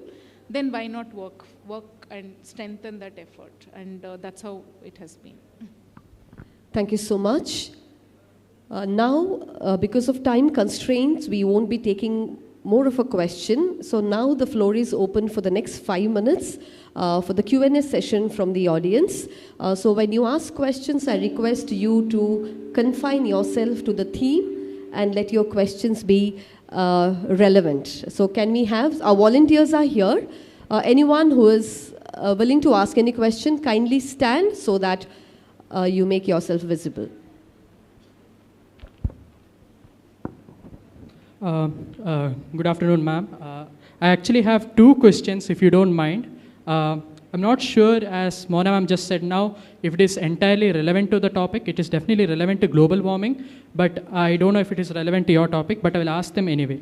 Ma'am, how accurate is the belief popularized by campaigns like BP's, British Petroleum's 2004 initiative with Ogilvy and Mather, that individual lifestyle changes can significantly reduce carbon footprints and reverse global warming, given that major contributors to carbon emissions include industries like shipping, refining, and the luxury consumption of wealthy individuals with private jets, which are collectively surpassing the emissions of most common individuals? I can only give my personal opinion. Certainly, it's not directly correlated, because certainly the large sectors are the ones which are biggest emitters, and the change has to happen there for sure. But then small activities like the individual lifestyle changes or whatever we are talking about do have a micro scale impact, and when that multiplied at larger scale can definitely make some impact. Okay, second question. What is your opinion on this? How responsible are developed countries which rapidly industrialized during the 19th and 20th centuries with significant carbon emissions for supporting major developing nations in Asia and Africa, now major carbon dioxide emitters with limited renewable energy infrastructure, in transitioning them to renewable energy resources, given the fact that their industrialization was directly fueled by raw resources exploited from these areas? What is your opinion on this, ma'am? It's difficult to state. See, coming back to that whole point on whether we want development or we want to remain undeveloped is where, this whole thing leads us to. Certainly resources have been exploited by the so-called countries which have gone in the direction of development, and they're expecting us to compromise now. Therefore, we also in some forums tend to think that, why should be kind of a thing. But we must always be thinking about the going forward, whether we will have those resources ahead. Past is past. So considering that, looking at the options for future in terms of looking at renewable energy and things like that certainly should be the way forward. But at the same time, we cannot sustain only with renewable energy resources also. So it has to be a mix of both conventional and then the present resources. But we must be mindful of how are we going to. Yesterday also when I was just, I came by flight. I'm guilty of that. Okay, all of us can talk, but then, you know, how do we make those big changes is a very big thing. So somebody was just making a comment. You land in the airport and then you're brought into your exit gate by a bus. Can't they use an electric vehicle? Why are they using diesel for this kind of talks all of us are doing, which are practical, it's true. But definitely all these kind of spaces like airports and big facilities do have the opportunity to go for solar rooftop systems and then using that for their electricity needs and things like that. So I would not want to directly answer your question because it's a large-scale debate and which involves a lot of international agenda and so many other things. So I'm sorry for skipping that part. But let us be mindful of, let us believe that individual lifestyle changes can also make some difference.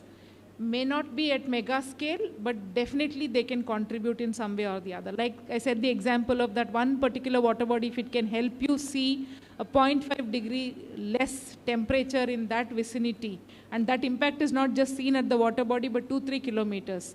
What if 10 other people in 10-kilometer radius also did something like that? The overall temperature drop would have been significant, right? So that is how it is like small drops contribute to bigger efforts. I think we must just think about that. Yeah. Thank you so much, ma'am. And we'll take one last question and then we wind up. Kindly stand if you have any question.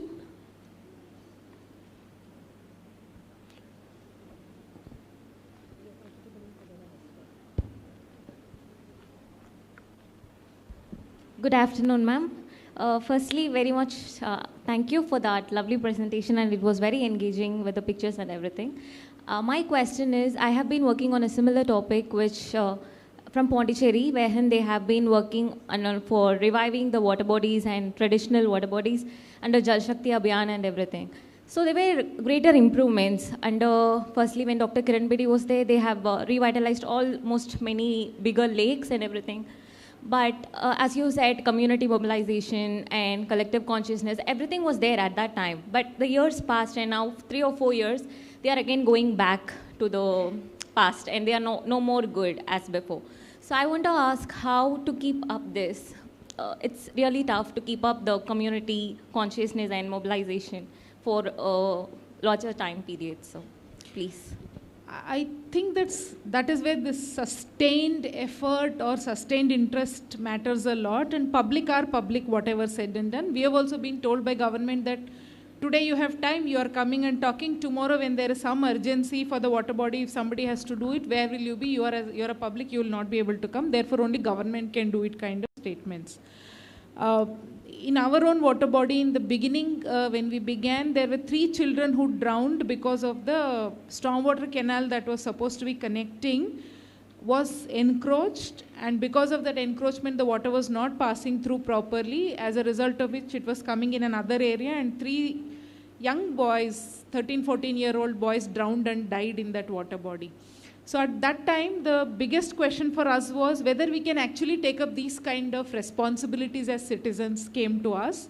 And most of my citizen group that I talked about, that 18 people, everybody said no, we should not get into all this. It can be legal matters, it can be so many other issues, why we should get into all this. We are just citizens, let us just do superficially whatever is possible for us and get out.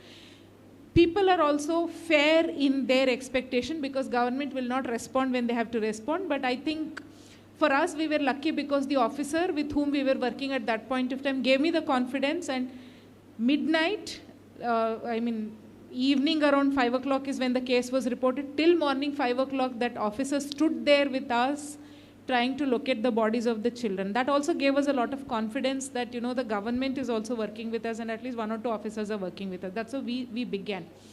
So it's not fair to expect the people to constantly give the same kind of energy, same kind of time and everything for the water body. So the strategy that I adopted was, when I told this example of how I was also harassed by the politician side, I took a conscious call that what is important for me. it's not that I have to be there, I have to be doing that effort. What is important is water body should be protected, and whatever vision we had for the water body has to at least 50% remain. It should not be totally spoiled.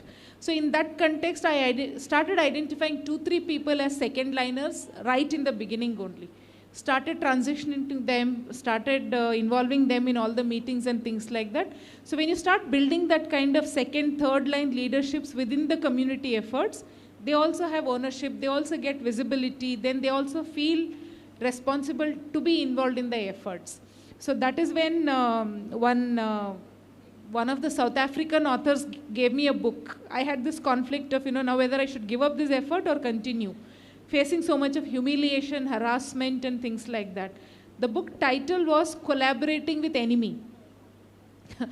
And I didn't read. Till date, I have not read the book. But the very title itself, which says Collaborating with Enemy, struck a chord in me, saying that I should not see this person as an enemy who is harassing me, because the ultimate interest for which I am working for is the water body. If I can transfer my passion to him to some extent, that is more than enough. With that intent, I started working, and it worked for me at least. So coming back to your question of how do you sustain 3 years ago if somebody was doing, it's very, very important in all citizen group initiatives and efforts to sustain the interest. Multiple leadership should be there, and it should be collective leadership always. It should not be dependent on one person. When it is one person, there is automatically the frustration, the responsibility, load, everything will be too much on that one person to manage. When it is collective leadership, I'm sure somebody or the other will always keep compensating for the other person's absence or things like that. I think most of the citizen group efforts across the country have died down because of that. And there will be a lot of political and other kind of interferences which will always be trying to kill the efforts and the power of the citizen groups. To sustain, it's very important whenever we begin any such initiatives, identify more leaders, create second and third lines right from the beginning only, so when somebody withdraws, the others are able to take it forward. And today, 2018, I stopped working for the water body. We are in 24, and the water body has not changed. Changed for bad, I meant. There are improvements, may not be the extent to which I would have wanted to work and things like that. That's a compromise one has to make. That's how I think we have to make sure that we build that collective leadership in efforts. Thank you so much, ma'am. Yeah.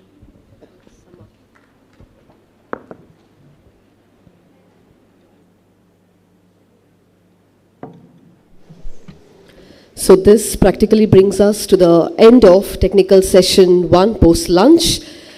And to sum up the entire session given by Dr. Shobha Reddy on the topic driving local action for global sustainable impact, I feel that she broke down this concept beautifully, bringing it and narrowing it down from global to national and from national to local level. And that was very much pertinent when she took up our very own issue of endosulfan, for which we all connect.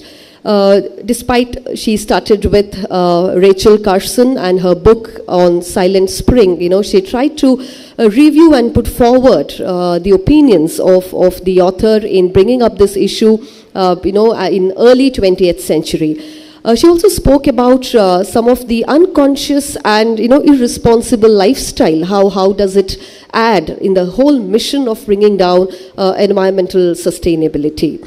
Along with that, she also spoke about the current issue, especially talking about the city of Delhi, how the vehicle as well as industrial emissions, everyday basis are adding a lot. And definitely Mangalore as a city, or maybe Bangalore today, where again, not just the traffic, but also pollution has been an issue, also makes us come to this point to rethink and reflect. And she also spoke about a very beautiful, I would call it as a Wayanad model of Meenangadi Panchayat. Perhaps an initiative that confines to Wayanad, but perhaps could be a thought that every state could customize this kind of a module in bringing up awareness and how the school children, the college going students have been made part of it. So that was definitely a mind-boggling sort of a whole idea as to how can one take up initiative. And then she also spoke about the citizenship participation and 3 levels of mitigating the issue. And what personally I liked was the way she highlighted on the level 3, that is the collaboration level, because collaboration is the only future, what I believe, wherein like minds can come together and work on issues like this. She also pointed out on her journey. So for me, this topic becomes very special because she brings down her expertise with the kind of interaction she had with the community, with the governance, and the stakeholders. And here she spoke about Nari, and she also spoke about different schemes, and somewhere the schemes are being so much relevant, but in execution, are they really reaching out to the people who are needy, again, is a question. And finally, she ended up her session mainly on how to mitigate this at a local level, and how every one of us here can perhaps take one mission a day. You know, she was talking about, stop gifting your friends nail polish or anything, or plastic, and go for something for which can make the earth, Mother Earth, sustain herself. And we are all the stakeholders. So perhaps I feel, ma'am, you have definitely done justice to the topic that was given to you, and you have gone beyond it to create a lot of awareness pertaining to this. And I think your mission, what I understand is, Karam karo fal ki apeksha mat rakho. Perhaps it is definitely so enlightening. So I thank you for having this idea shared. And now may I please invite Dr. Florence Sones, Department of Economics, PG, to give away her words of gratitude. Over to you, madam.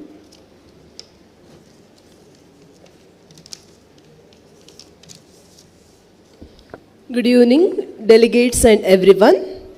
It gives me an immense pleasure to extend my heartfelt gratitude on this momentous occasion.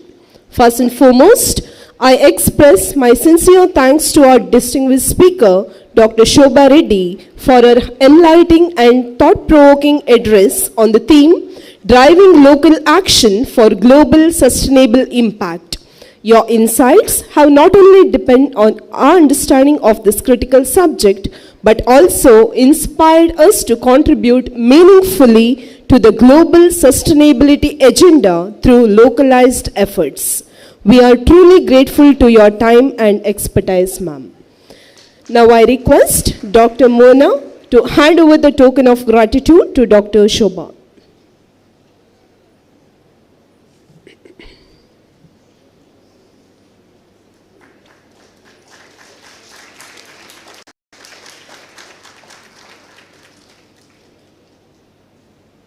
Thank you, ma'am. I would also like to extend my gratitude to Dr. Manohar Salao for his warm and articulate introduction to our esteemed speaker. Your words set the tone for the session and highlighted the significance of today's theme. A special thanks to Dr. Mona Mendonca for skillfully moderating your session. Your guidance ensured the seamless flow of discussions and fostered a vibrant exchange of ideas among the participants. Lastly, but most importantly, I thank all the participants for their active engagement and insightful contribution during the session. Your enthusiasm and thoughtful questions enriched the discussions and made this event truly interactive and impactful. On behalf of the organizing committee, I once again thank each one of you for making this session a grand success. Let us carry forward the lessons we have learned today and work collectively towards achieving sustainable development for a better tomorrow. Thank you.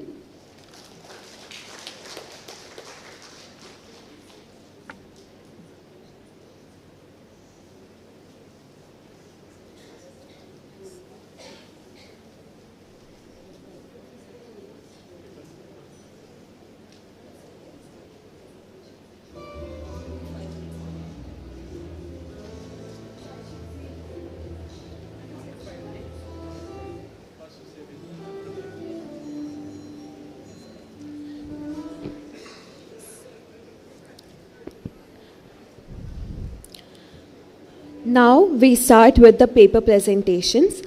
Participants are requested to kindly refer to the book of abstract to locate the venue